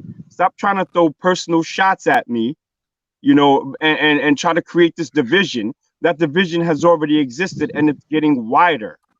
So just get off my personal thing and my personal thing. There's no division. Okay, brother, okay. why you can't be quiet? No. What I'm saying. Thank you, guys. I appreciate your contributions. I think your points have been made. Hello? And we all understand each other. So we are going to move on. I've dropped the link. I've dropped the link in the chat room. Let's, as much as possible, be respectful. The question I put there, I didn't make distinctions. It's an inclusive question. Everybody who is of African descent is included in this question.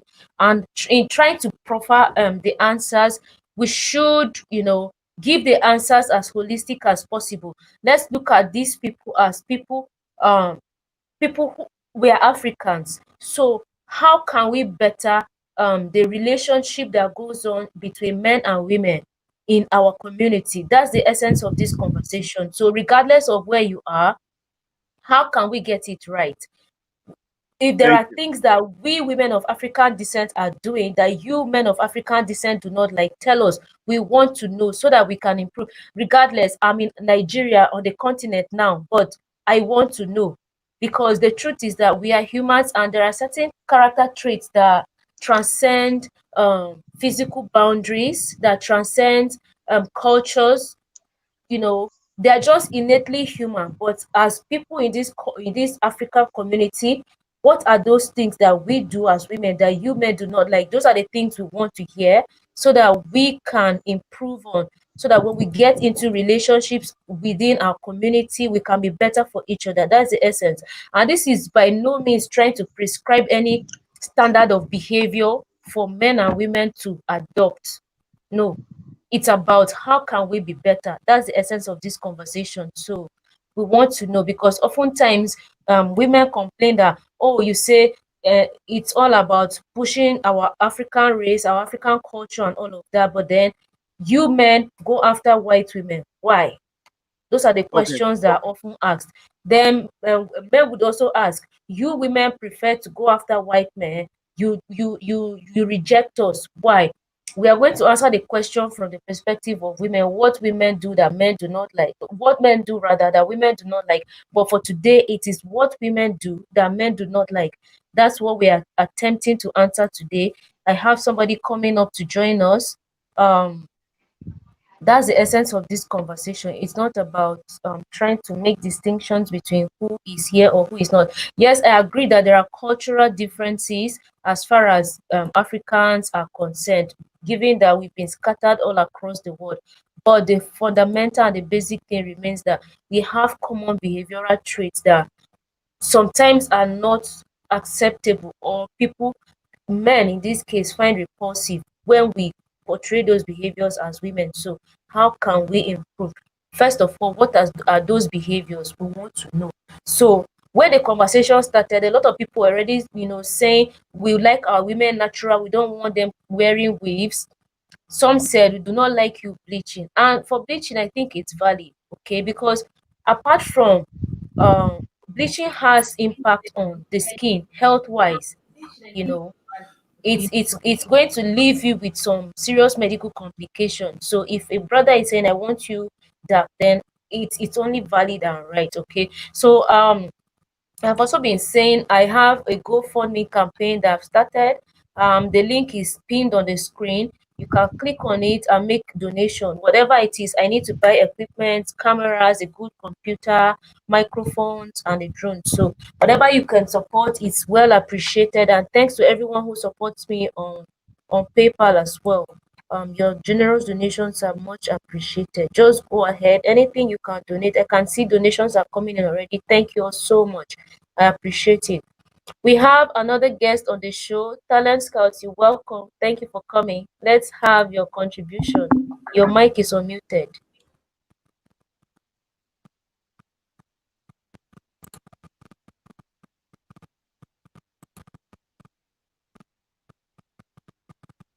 Talent Scouts, you have the floor. Speak.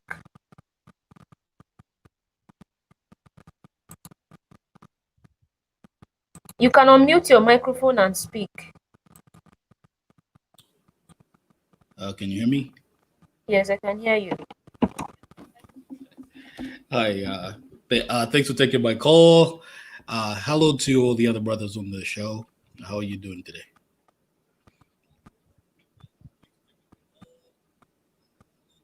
They're fine.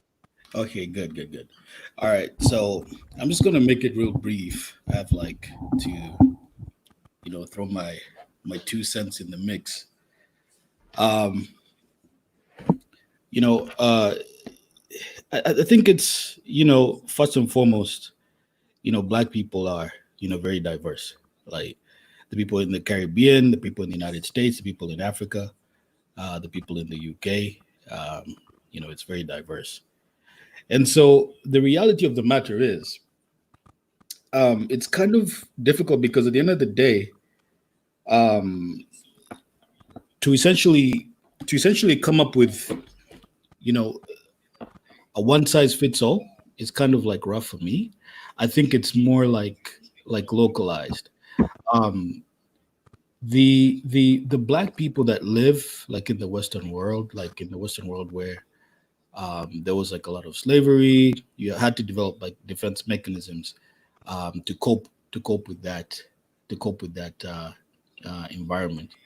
Then in Africa, for the most part, because everybody is Black, you can kind of like skate by because the politicians are Black, the doctors, the lawyers, and things of that nature. Everybody is Black, so for the most part, you can actually get by without necessarily having to see, the other side of how the world like operates and deals with like Black people. So speaking from the U.S., because I'm in the U.S. now, in the U.S. it's kind of easy to like pick on the sisters and say, okay, it's like this, that, and the third. For the most part, that they should act one way or the other. But the reality of the matter is like, in the US, it's kind of like, living in Babylon, because for the most part, it's a foreign land, people captured and brought here. And, people have got to develop defense mechanism to survive. With that being said, I think for the most part, there has to be a way that black men and women get together and work together, because at the end of the day, what we're trying to do is we're trying to see ourselves rise to the top. And a lot of the pettiness, I mean, because the most part, like, this the type of infighting between Black men and Black women, I don't think that serves a purpose well. But I think that if we got together, we are more powerful together than we are apart or fighting one another. And that's really what I wanted to contribute. And it's a Okay. great show, by the way. Okay. Thank you very Maria much. Tundi. No Consala. J'avais co- Okay, so for him, it's all about men and women finding a way to work together because we are diverse. Like I said earlier, we are diverse, so it's about finding a way to work together. Well, how can we work together? How can we move forward? If there are, for instance, character traits or behaviors that women who are of African descent portray that men do not like. And talking about this in the context of forging relationships that would maybe lead to marriage, I'm not saying it, but then in terms of forging relationships, what are those things that we do that men do not like that we need to improve on? Like I said, you can't change people basically, but then there are basics, fundamentals that are cut across regardless of where you are. That somebody, women just act that way without knowing that it's a serious turn off for men. So for us to improve within our community. So Peter is on the show. Welcome, Peter. Yeah, Grace. Yes. I think I just got on, but I think I did not get most of what you guys are saying. But what I think most women do, African women do, that bothers us a lot, is their inability to take responsibilities of their actions. Okay.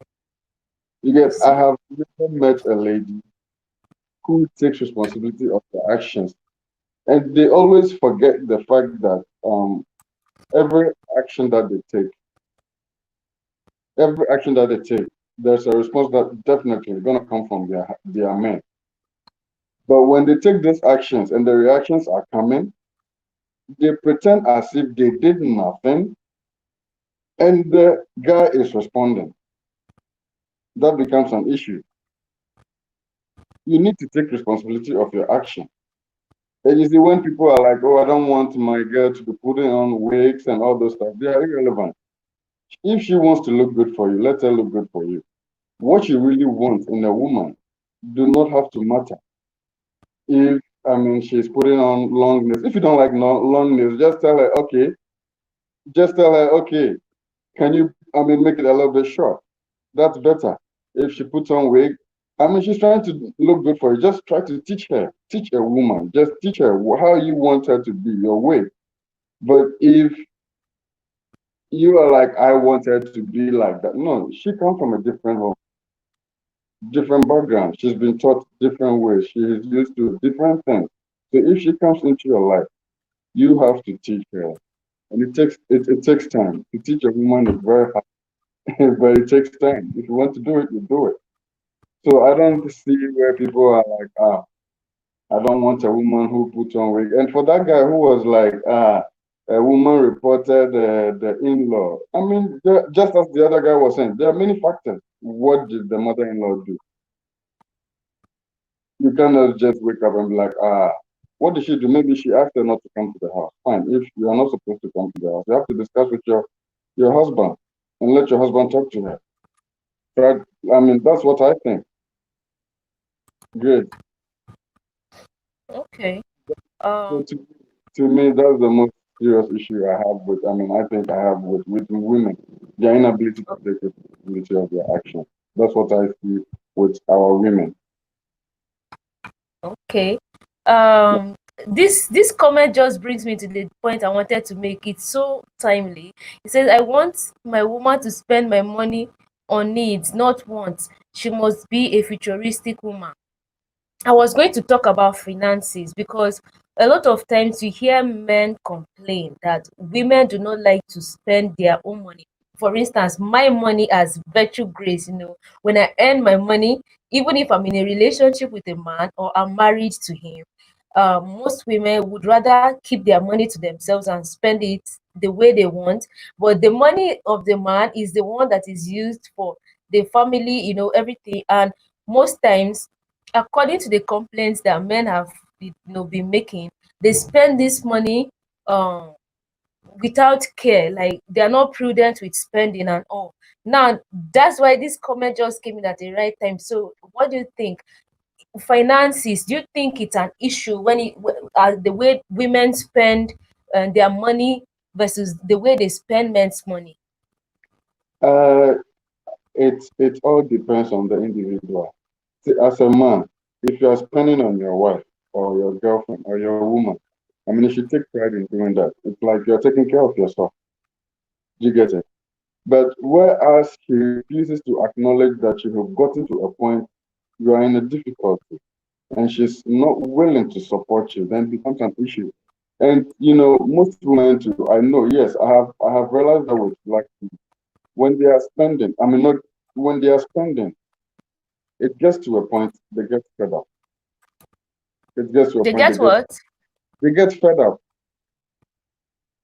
And Okay. it happens to men as well. It is not just women, it happens to men as well. When you keep spending, and the person you are with, it's not, pulling the weight. Sometimes you feel the weight and you get a little bit uneasy. Why is the person? But it takes someone who understands you to go that far with you, like, okay, with the hope that So to say women don't spend on their men, it depends.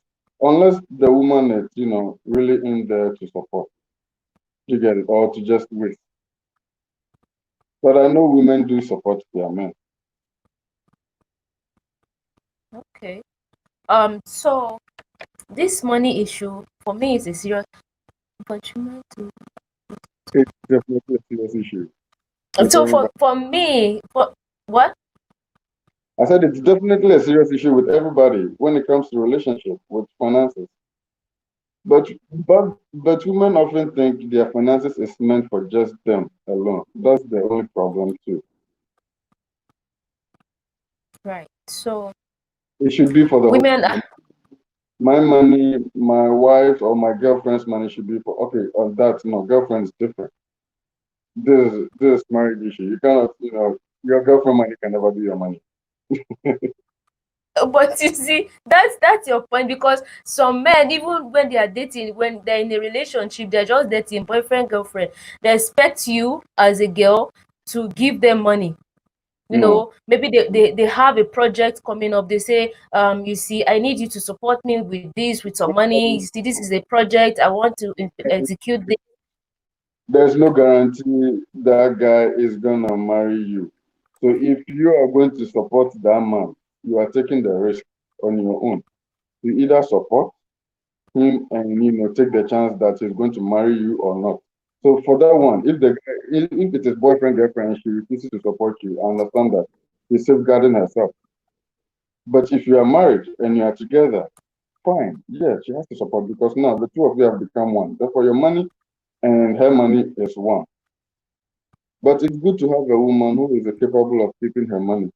At some time, when you hit the wall, they are there to come. I mean, they'll definitely come if she really in there for you as a wife. Okay.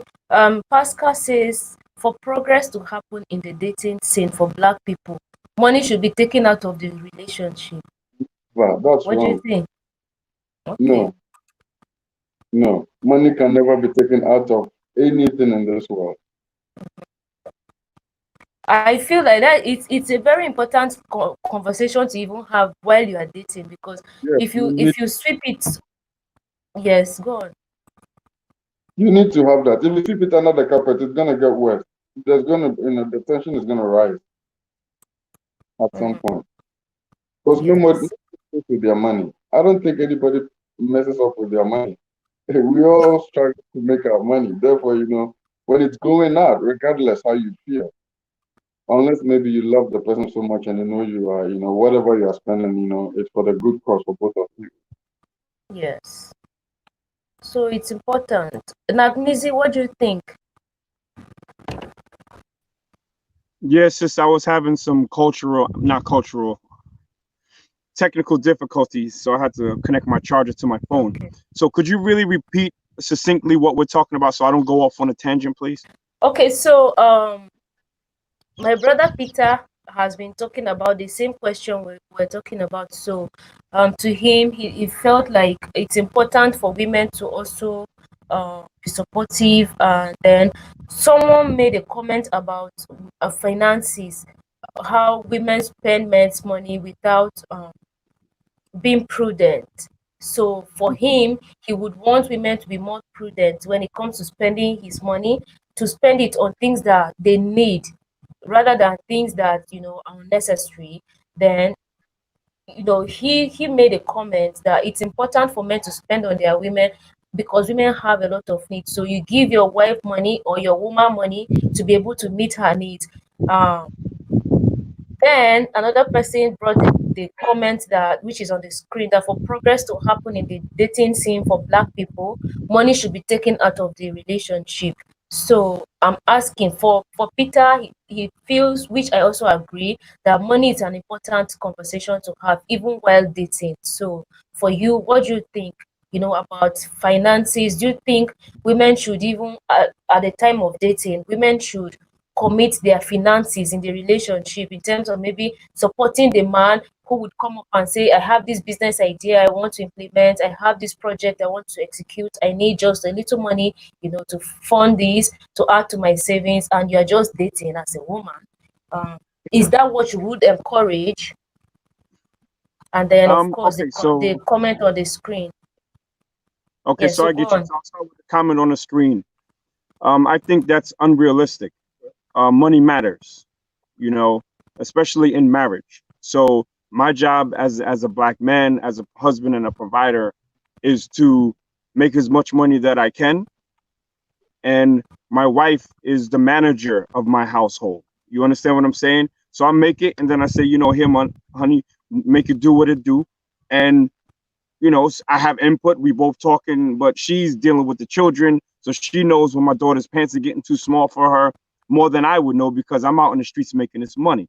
Now, when we're talking of not in the streets, I don't work in my house. That's what I mean. This is no illegal stuff.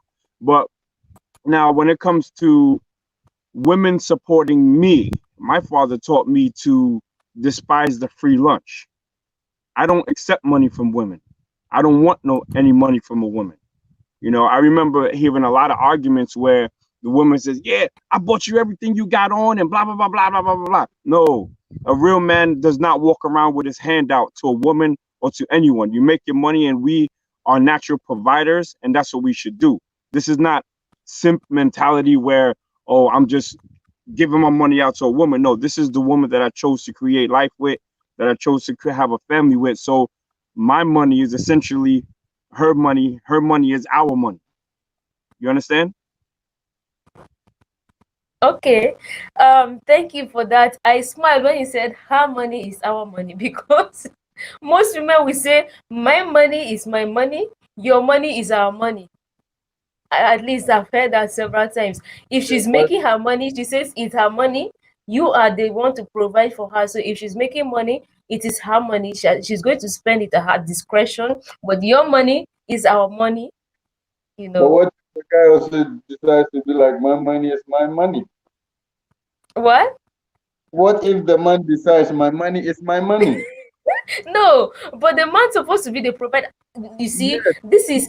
these are the issues that we have even in the community. These are the issues we have. That I'm only echoing, and a lot of the women in the chat room will agree with me because I'm echoing exactly what women say. A woman will tell you, even if we are married, my money is my money, except for a few women who have a different perspective and say, okay, if I make my money and I'm married to this man, then I'm going to commit the money into the family. We are going to, use it for the advancement of the family in terms of achieving our goals and providing and all of that. But some women will tell you point blank, my money is my money. So I think those are the conversations that we need to have. How do we go on? Should we maintain the stance that my money is my money as a woman, or my money is our money? Well, I mean, your money should be your money to me. Your money should be your money. But when I need, or when the family needs it, when I don't have it, you should be there. You don't have to be like, okay, it's my money, so I'm gonna keep it. That's gonna be difficult to deal with as a man. When you've hit the wall, you cannot. I mean, this is where probably you've lost your job. And you don't have money. She has it. The family needs it to keep going. She has to do it. She has to do it. Keep the family going. It's about the family, not just the man. So our ladies, I think they need to understand that. Right. I agree with you as well. Her money should be our money, not just her money. Oh my goodness. I have no Great. problems with your money as long as I keep making my money to keep the family going. I am okay. Yes. Okay, just carry on with the conversation. Let me quickly get my USB code to connect my phone. The battery power. Just continue. I'll be right back. Because I personally don't need your money. I personally don't need your money. It's the family that needs the money. But yes, it cannot provide it. But you should keep the family going until I'm able to stand on my feet and hold it. Exactly. That's grown man talk right there. That's grown man talk. Like, I would not feel like a man if I had to be getting allowance from my wife. You understand what I'm saying?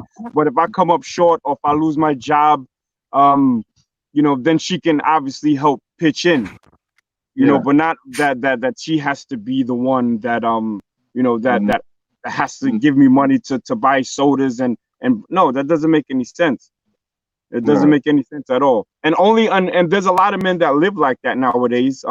These are the same men that are shacking up with women, you know, living in houses that their name isn't on the lease or that they don't own, and they are at the mercy of the emotions of a woman. So when a woman just gets fed up with you and says, you know what, get out, you know, they have no choice but to leave because they weren't raised as real men. You know, I was raised to be a man and to provide for mine and provide for myself. So, you know, if I lose my job, I'm grinding the next day full time until I get another one. You know, that's what real men do. Hey, brother, where you at? Are you in Africa? Yeah, I'm in Africa, in Accra, Ghana. Oh, word. I was there 2.5 months ago. Oh, really? I was in Accra. Afro Nation. Did you come for the Afro Nation? Nah, I waited until after the year of the return was finished so I could see the real Accra. I didn't want to go with all those parties and stuff. So I went in February, and I left the day that that America stopped letting people back into America. So, you know, I was in Accra the whole time by Osu, and then I spent time in Odo. Oh, okay. I hosted a few friends too who came from America. I hosted them here. Oh yeah? Talent Scout is back. So welcome back, Talent Scout. You have the floor.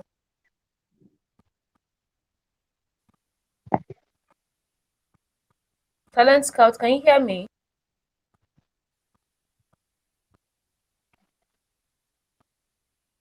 Probably his microphone is on. His microphone is on. Talent Scout, can you hear me? You can unmute yourself and speak.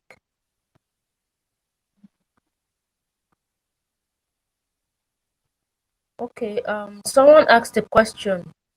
Seems he's having a network glitch. Someone asked a question I wanted to pin up. Okay, I have it up on the screen. Can you explain why women feel they owe no financial obligations to the marriage? Please help me understand this. I want to understand too because I'm a woman, so I want to know. Can anybody help us with this answer? Well, maybe next week when we have women on the show, they will be able to answer this question because we'll be having married women come on. I'm dropping the link in the chat room. Anybody who wants to come. Peter is smiling. Peter, it seems you have the answer. No, I don't have the answer. So why is smiling? Your smile is suspicious. No. It has to be a woman. Yes. Well, me, I can't answer it because I'm not married. So because they're asking it in the context of marriage. So I cannot answer. I'm not yet married.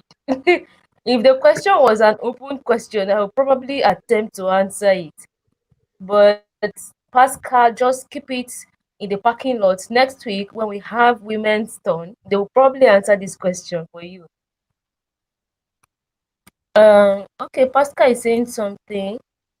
Grace, I think you have a great thing, but the debaters are not foiling it as they should. So come up, Pascal. Come up. They are doing a good job so far. So we need more perspective. So come up. That's the link I've dropped. Pascal, click on it. and join them. Let's add more fire, more spice. How Nigerians will say, more ginger. Come up and ginger us. Hey, Grace. Ginger us. Yes. Hey, you know, normally I got more fire. You know what I'm saying? I always come with rah, rah, rah. But I'm chilling tonight. I'm trying to control myself because people's like, oh, that guy, that militant guy, this, that. When it comes to this topic, I'm just trying to be more balanced. You understand? Balanced and respectful, because I don't do black brotherhood at the expense of the black woman. I don't believe in black sisterhood, aka feminism, at the expense of the black man and the black family. So I'm just trying to have more of a unifying tone, as opposed to just getting on here and saying, yeah, y'all sisters is wrong for this, and you wear weave, and you do this, and you do that. That's not the point. You know what I'm saying? The point is, what certain things that can we tweak or just call out that we don't really like. But this is a conversation, is not necessarily only black people. Women and men have issues regardless of race and culture, you know, and a lot of them are cross. You know, you can apply their issues to our issues. Where we have separate issues is when we factor in colonialism, slavery, and things of that nature. That you know, there were systems designed to keep us apart, and then when we got back together, there was a system that empowered women, that kind of made men, you know, take a back seat. So it's a lot deeper, and I don't know if some of the audience is ready for it. I've seen some things in the chat where it seems like people are just being contrarians for the sense of being contrarians, you know, just want to, you know, I guess be a chat bully or whatever. But I would invite the guy Mystic 77 or whatever his name is to come on the chat. Pascal. I'm looking for all the Yes. smoke with him tonight. Pascal, come on. As much as possible, I encourage diverse perspectives and opinions on this show. It's the Vert Love Show. This show is for all of you, my subscribers. I do this to hang out with you, connect with you, and share as much as I can share with you, and learn from you as much as I can. So, the people you see up here tonight, I didn't send them prior invitation to come. You know, they came up and they saw that they had opinions and contributions to make. That's why they are up here. So anybody who has any contribution to make, just click on the link. I'm going to add you up. You make your contribution. So Pascal, you can come up. I'm trying to read through the comments to see some of the issues that are being raised that we can address as well. So before I left, someone made a comment that I pinned on the screen about women reading books on finances and leadership. So Pascal said he can't come now. He will come next time. So you see, for me, that's another. I think that comment just gave me a hint at what our men want. Beyond just looking, you know, beautiful, putting up all of the beautiful wigs, all these nails that we do, all of that. They want to see us empowered in terms of knowledge acquisition. So read books that will empower you with the right knowledge and information to make informed choices in terms of finances, leadership, and other aspects of life. It's very important. Most times, I was talking with a friend some time back, a guy who said there's this particular lady he saw somewhere sitting with some guys. These men were having conversations, and then she just kept interrupting them. And all the while, she was interrupting and not making useful contributions. It's not like her contributions were making sense. And I actually saw the video as well. It was, you know, her contributions were not really making sense or in line with the conversations they were having, but she just kept interrupting. For me, I found it one rude, and then I found it very ignorant for you to keep trying to push yourself into a conversation that you clearly do not have enough information about. So even as women, it's important. And the sister was so beautiful, like so beautiful. And I'm not saying she's a dumb sister. She probably didn't have much information in that aspect. So even as women, it's important for us to read books. I'm not saying you should immerse yourself in everything and become a you know, jack of all trades and master of none, but acquire little information here and there that would, you know, arm you with enough information to have just some meaningful conversations with people here and there when it comes to making choices that border on those very important aspects of our, human life, finances, leadership, interpersonal relationships, all of those things. We can effectively function in those aspects from the place of knowledge and information. Trinitel Yakoba is here. Welcome, Trinitel. If you can hear me speak, you have the floor. What's up? I'm fine. Thank you. How are you? Hey, I came on here to just let y'all know y'all doing a good job, and I think y'all should continue. You know what I'm saying? But in response to the conversation y'all was having about the relationships, a lot of brothers, they don't like it. You know what I'm saying? When they stereotype after they get inside of a relationship, they don't like that. You know what I'm saying? They want y'all to build with them. They want y'all to build. You know what I'm saying? It ain't about whether who wrong or right now, because y'all asked about, what African American men be looking for. So the issue, you know what I'm saying, all the other stuff like jumping onto what white people like and this and that and the other, it's just gonna divert everything off. And that's what I didn't like about the other guy that came on. You know what I'm saying? Okay. I hope that y'all can build from there. Yes. So literally that's, I think that the brothers in the community should be an example. You know what I'm saying? They should be an example for the other brothers around them. We should not, you know what I'm saying? If you see another brother with his woman, then if the other brother can see that respect, he'll know that, look, this is because see, brothers got to build with each other. You know what I'm saying? Brothers got to build with each other. So when it come down to, a man being with his woman, if he taking up all his time with his woman, then he ain't got time to do what he need to do. You know what I'm saying? So brothers have to have the ability, to step out and say, I got to work, I got to do this. And that's why y'all addressing y'all issues, you have to address it as what's on the table. You can't go back into the past percentages. You got to move on to where you at right there at that time, because if you can't fix what you got going on right there at that very time, you're not going to be able to fix those things in the past, which means not make the same mistakes. Okay. All right. Thank you, Trinitel, for the contribution. I have a comment on the screen. They say that, but when we are intelligent, a lot say we are challenging and intimidating them. You see, so this is where the controversy comes in. In Africa, for instance, on the continent, when a woman is educated, well-read and all of that, they say she's too much.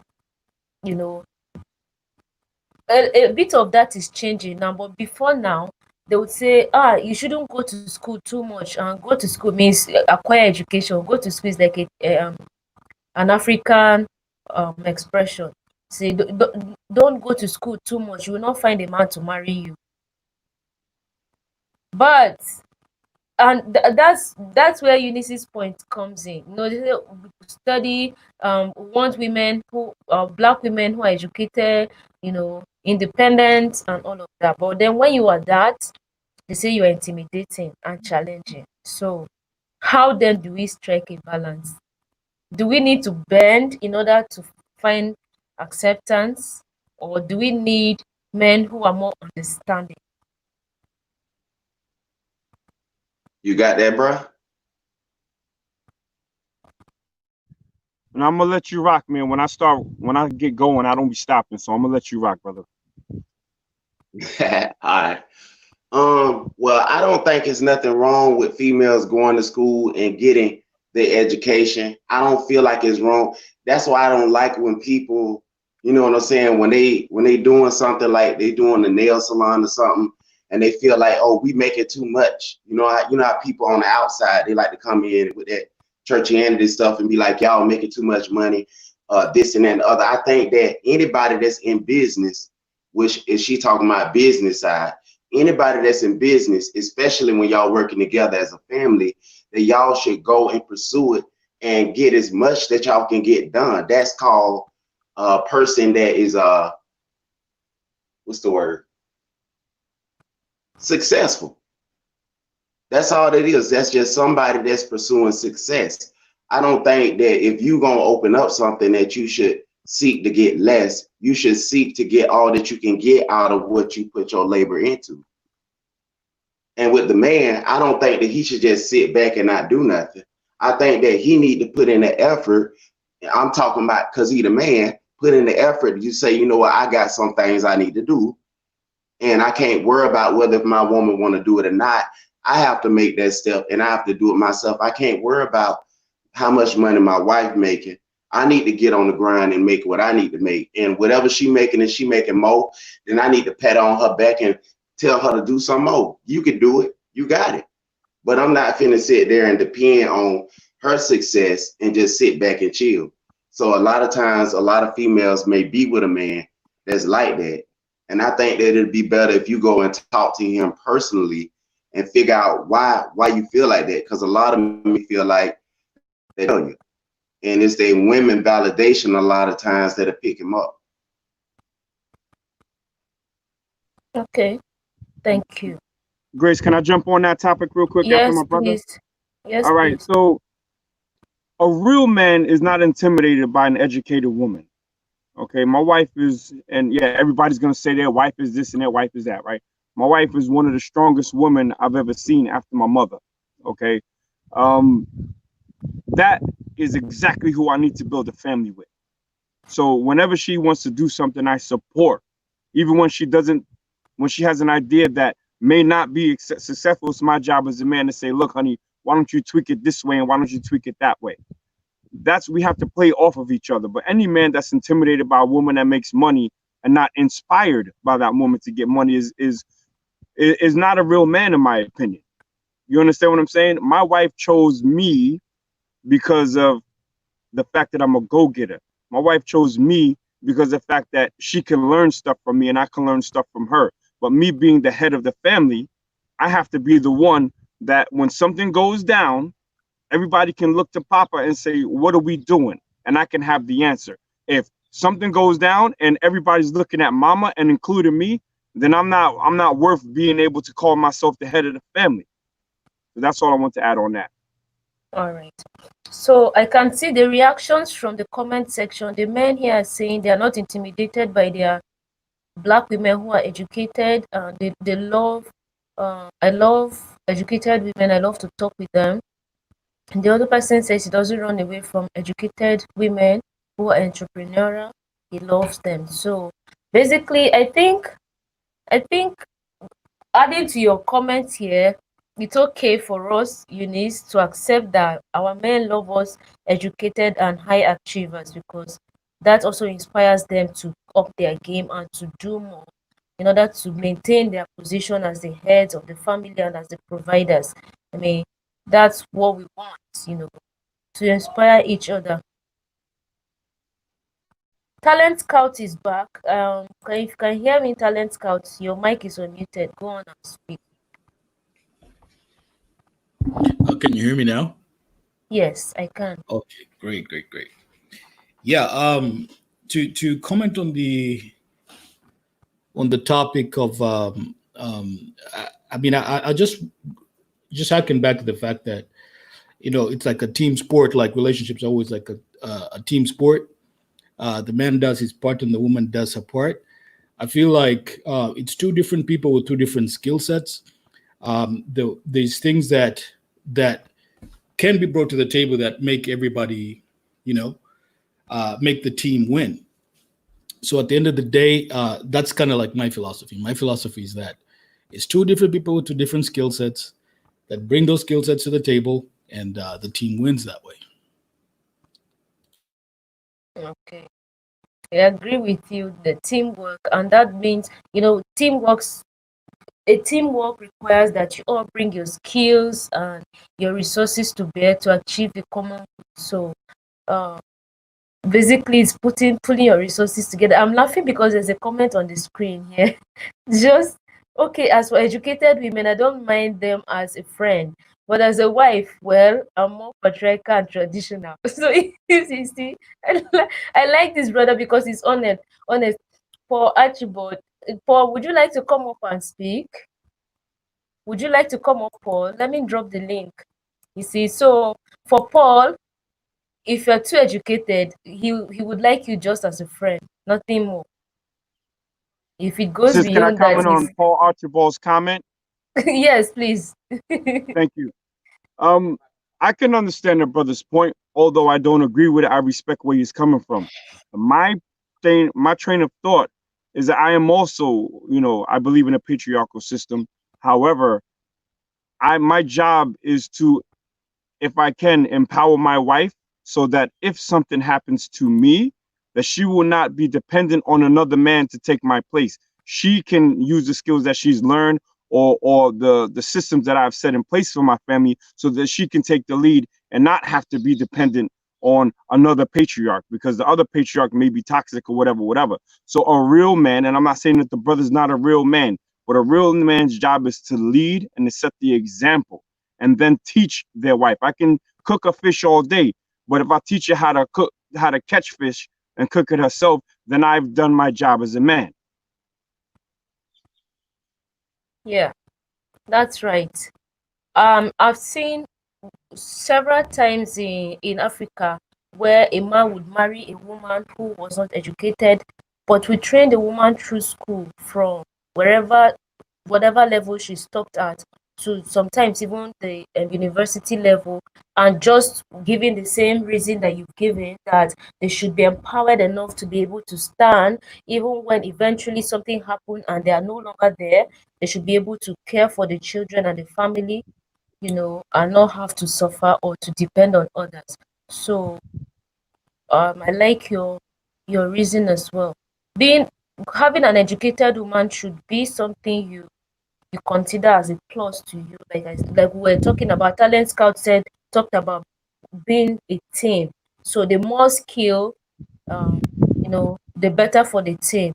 So for me, I think that's good. So we'll be trying to round up this conversation, but before then, I'm dropping the link one more time. If you want to come up on the show and make any contribution, kindly click on the link and join. Don't forget my GoFundMe campaign as well. I've been dropping the link. I'm dropping it again. Just click on it. Whatever you can make as donation so that I can buy equipment, that would be appreciated. I seriously need those things, especially a computer urgently, because editing is becoming a chore. My computer is old and very slow. So I need a new one. I need a good microphone as well. And I need a drone and other equipment. That's because once the lockdown is over, I'll be doing more outdoor videos, travels across Nigeria and across Africa. So all those equipment will come in very useful and handy. So whatever it is you can donate is appreciated. And for those who have donated to my PayPal, thank you so much. I appreciate your generous donations. Okay, PG Rated is trying to come up on the show. Yeah, so welcome, PG Rated. Welcome. Hello. Yes, welcome. Hello. I got y'all back. I got y'all back on that. Hey, thank you for taking. So go on and speak. All right. I'm sorry, somebody else speaking? No, PG Rated, speak. Yeah. Okay. Thank you. I did leave for a while, so I don't know if I'm going to repeat anything anybody said. But earlier you was talking about the importance of finances, and the way I see it, the way I perceive it is, if you're in a relationship first as a boyfriend and girlfriend, those things have to be determined first during that time, because if you expect somebody to do something after the fact that you're married to them, that's very unrealistic. Because if you don't show me that love and support, not just financially, before I marry you, why would I expect that from you after? Haitian women have told me before in the past that there's a saying that they have in Haiti. Women don't buy men's shoes because of the fact that they feel like it's a can't think of the word, but it's like symbolizes how men will walk all over them. But yet we as men, we love it when a woman buys you a pair of Jordans. But we gotta treat each other the way we want to be treated. I don't think there's nothing wrong for if a woman asks a man out, well, and wants to pay. At the same time, what is it that you're expecting of each other? That has to be clear from the get-go. I had female friends take me out, and I've taken them out in respect. And there's times where we split the bill. There's times that I paid. There's times when she paid, and then there's times when she goes, "You pay, I leave the tip." So it's more about having that communication that's really more important than anything. You gotta know how what is it that you're communicating with each other. Yeah, do you guys just want to be friends? Do you guys want to be in a relationship? Where is this going? So it's more about having the communication with each other. You can't expect one person to do something, and then all of a sudden, if you marry that person, be like, I don't respect you because you don't do this. Well, this person wasn't doing that from the beginning. Why do you expect them to be that after the fact?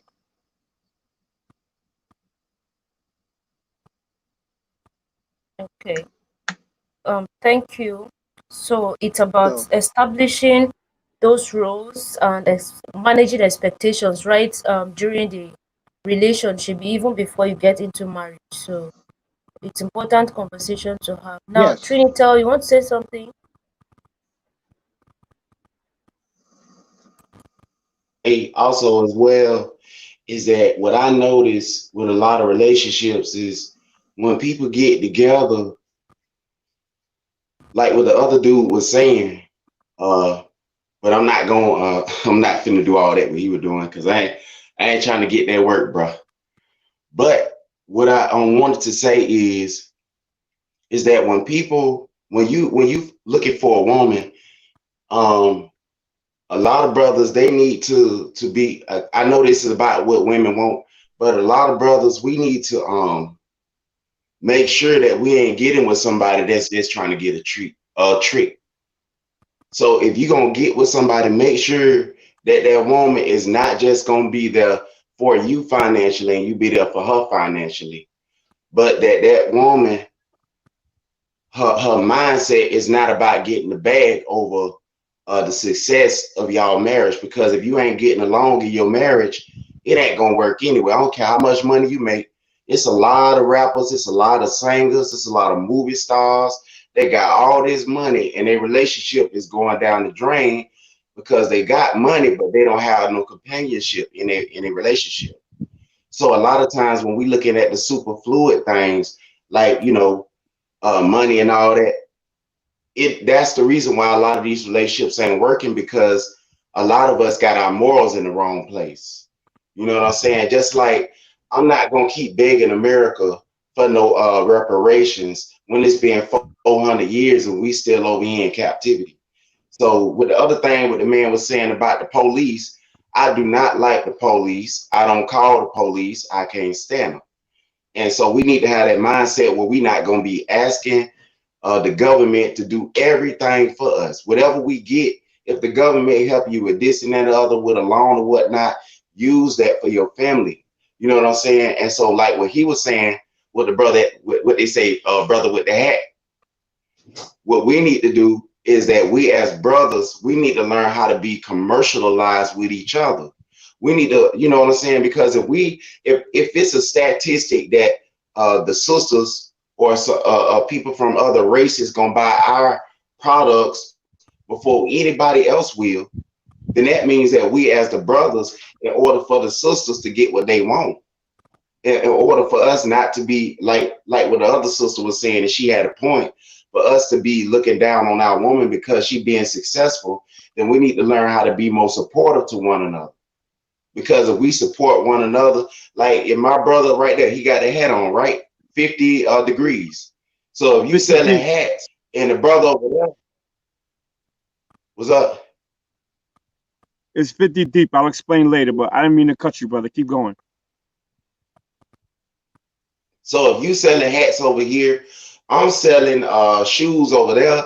The brother over there selling soda over here, and I walk right by my brother and go to the Walmart, you know what I'm saying, and pay for their stuff, but I want the stuff from my brothers for free.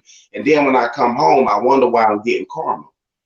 Well, I ain't making enough money because I'm not putting. So when you look at the sisters, I got to keep it real now. Sisters, they gonna buy some makeup. They gonna buy hair, even though we know that their hair can grow. They gonna buy all these things. They gonna support one another, whether they like lipstick or not. A lot of them have lipstick everywhere, and they ain't gonna use it, but they supporting one another.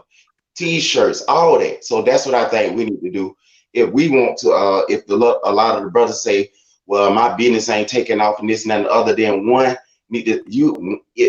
somebody got to step out. You can't wait on the next man, because if we all do that, then we're gonna still be at ground zero.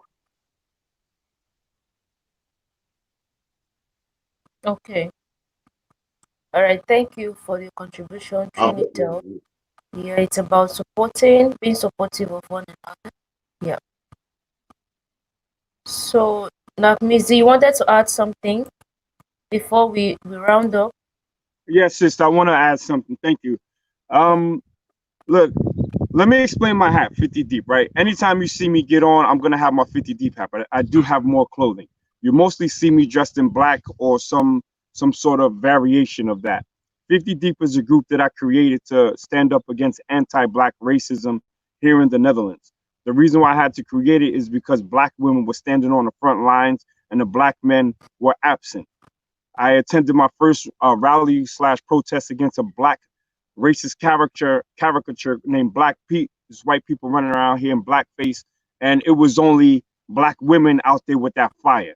And these hooligans, racist hooligans and skinheads, felt that there was no resistance, so they just started upping the ante in terms of how they were treating these women.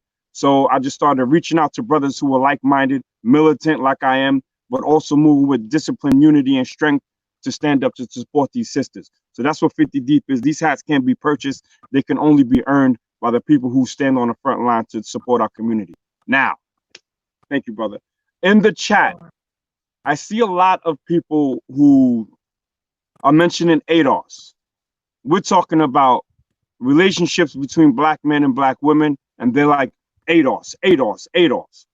One thing that I find annoying is that every time there's a chat that includes black Americans and continental Africans, they're always throwing shots at ADOS. Let me explain something to y'all. I want all the smoke with anyone that has issues with ADOS. One dude came and started talking some tribalists and all of that stuff. Look, this is my tribe, and I'm gonna put respect on the names of the people like Harriet Tubman and everyone else that died and bled for what we built in America. Yeah, it's still a struggle, but I'm not cut from a cloth where I cut and run. So I'm not gonna disrespect my brothers on the continent, but I'm not gonna allow people to disrespect my lineage. So there was a picture of this woman by the Black Star Circle in Ghana who says, "I'm an asylum seeker." When you go to the continent with your head hanging low, not proud of who you are, what your people have done, you're going to be a mark. You're going to be a victim.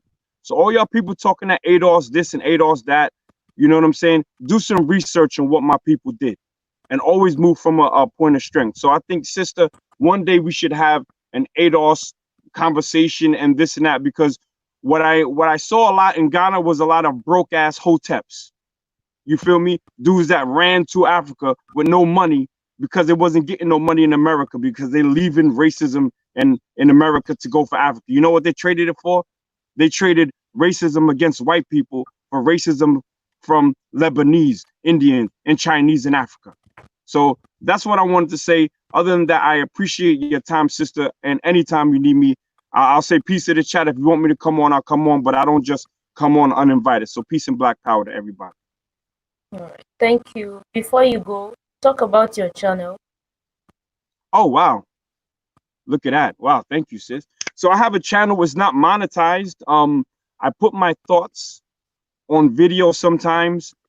And I'm not looking for subscribers, but I do like the interaction. I don't do truth.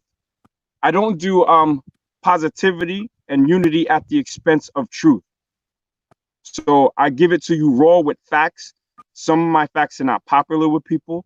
That's cool. But if you want to check me out, go to NAKMEEZY, all caps, because that's how I'm coming. Boom, right in your face. And we can have conversations there. I talk about everything from, embracing your colonial slave master names to, the fact that the year of the return was focused too much on Black Americans. What about my brothers and sisters from Haiti? So we got a lot of stuff we could talk about. So thank you, Grace. I appreciate you letting me plug my thing. And I'm gonna stay to the end, but I ain't gonna say no more. All right. Thank you, Nakmisi. I appreciate your comment. Thank you. Trinitel, you have one last thing to say before we go. We're rounding up. We've been up 2 minutes 42 seconds, or 2 hours 42 minutes rather. Yeah. So speak. Oh, yeah, sister, I just want to thank you again, for the things that you're doing for the communities, not just on the African continent, but throughout the whole diaspora. I just want to thank y'all for all the things y'all do, and the other brothers that I ain't seen in a while. I just want to thank y'all for them. And, so, and I think that y'all can be even bigger, you know what I'm saying? So keep your mind on doing bigger things, you know what I'm saying? And never forget where you come from. And I believe y'all gonna go somewhere with this. Salama, sister. All right. Thank you so much, Trinitel. Bye. Talent Scout. Hey, can you hear me? Yeah, I can hear you. Final words. Just thank you for the show, and have a good weekend. All right. Thank you. Nakmizi, you can hear me. You see the chat room. Drop your channel link in the chat room because people are asking for it. So drop the link to your channel so they can click on it and go check out your channel. So we've had interesting conversation this evening. I appreciate every one of you for staying through, even when my network was having a glitch and just being annoying. You all stayed through. Eunice has been so amazing. My sister, thank you. That's Eunice, moderating and actively contributing right from the beginning. Thank you so much. For all of my brothers who came up on the panel to add their very useful opinions and contributions, thank you. And for all of you, my amazing red loves, thank you so much for the support you give me. Thank you for all of the perspectives you bring to these conversations we have. Very valid. I learned from you as well. I learned a lot today, and I can't just take that for granted. I won't take it for granted. And for all of you who have made contributions to the GoFundMe so far, thank you. I know a lot of you still plan on doing that after now, so I'm going to pin the link to the GoFundMe in the description box on this video, so anytime you can just come back and click on it and go make the donation. It's important for me to get this so that I can keep bringing you quality content, especially videos, because editing is a chore. I could record, but if I don't edit it well, it might not come out well for you. I want to put something out there that in terms of the information I put in there is very useful to you, as well as the quality that I put there. So just help me. Let's get this done, you know.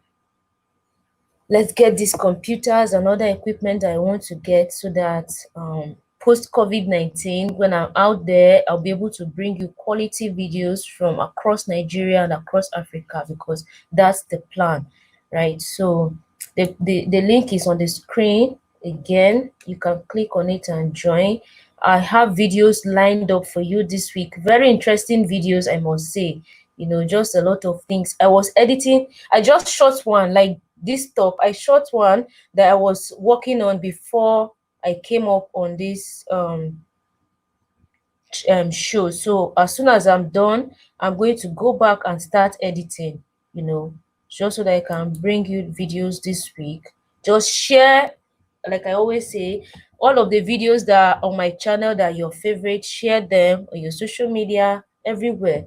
Let's have more people join the family. The more the merrier, and let's get the views up.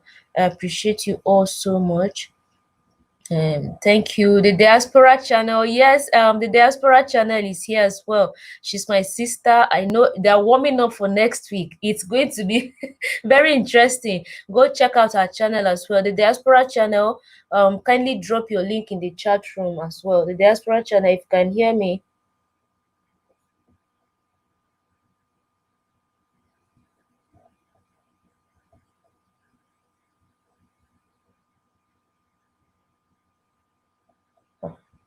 I just saw a comment that caught my attention. I was trying to read.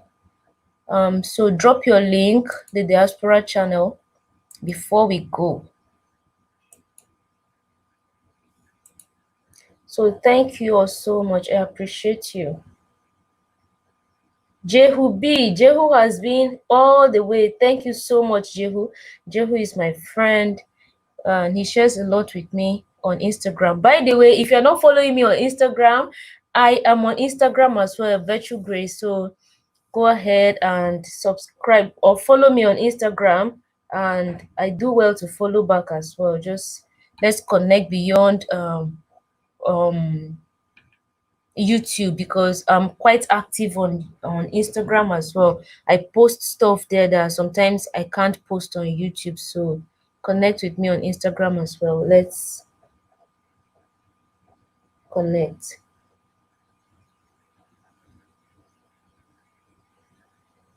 So thank you, and please make sure you make it a date with us next week, because the women are going to tell you what you've been doing that they do not like. You know, we've heard all of your concerns and your answers to this question today.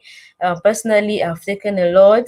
I know my sisters have taken as well. So next week we are going to give it back to you. We tell you what you do that we do not like. Personally, I'm going to be airing my own opinions as well.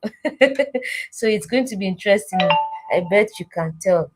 So thank you. I feel like I've said thank you. Grace, I know a lot of African Black women from different countries in Africa, and they all talk about tribalism, but they all are married to African men, or were married to African men. I do not understand. Okay, I'll probably answer that next week when we are talking about women. You know, we're giving it to our men. I'll probably answer that. So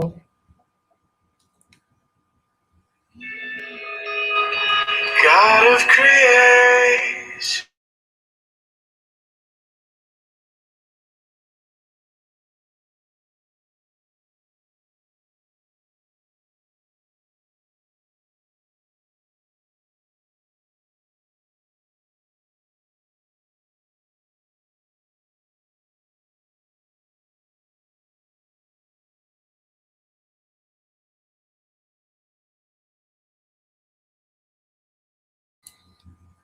Right, so that's pretty much it. I don't know why each time I do a live stream and it's time to sign off, I struggle to leave you guys. I feel like I should just keep talking with you and connecting with you. So that's why I keep saying bye, but then I keep staying back. But I think I finally have to go. Thank you so much. I'll see you in the course of the week. If there's a need for me to do an impromptu stream in the course of the week, I will do that. Otherwise, I'll keep uploading videos like I always do. Just make sure to watch. Share my channel with your friends and acquaintances on your social media. Please, let's get more people come up. Bye. Mwah.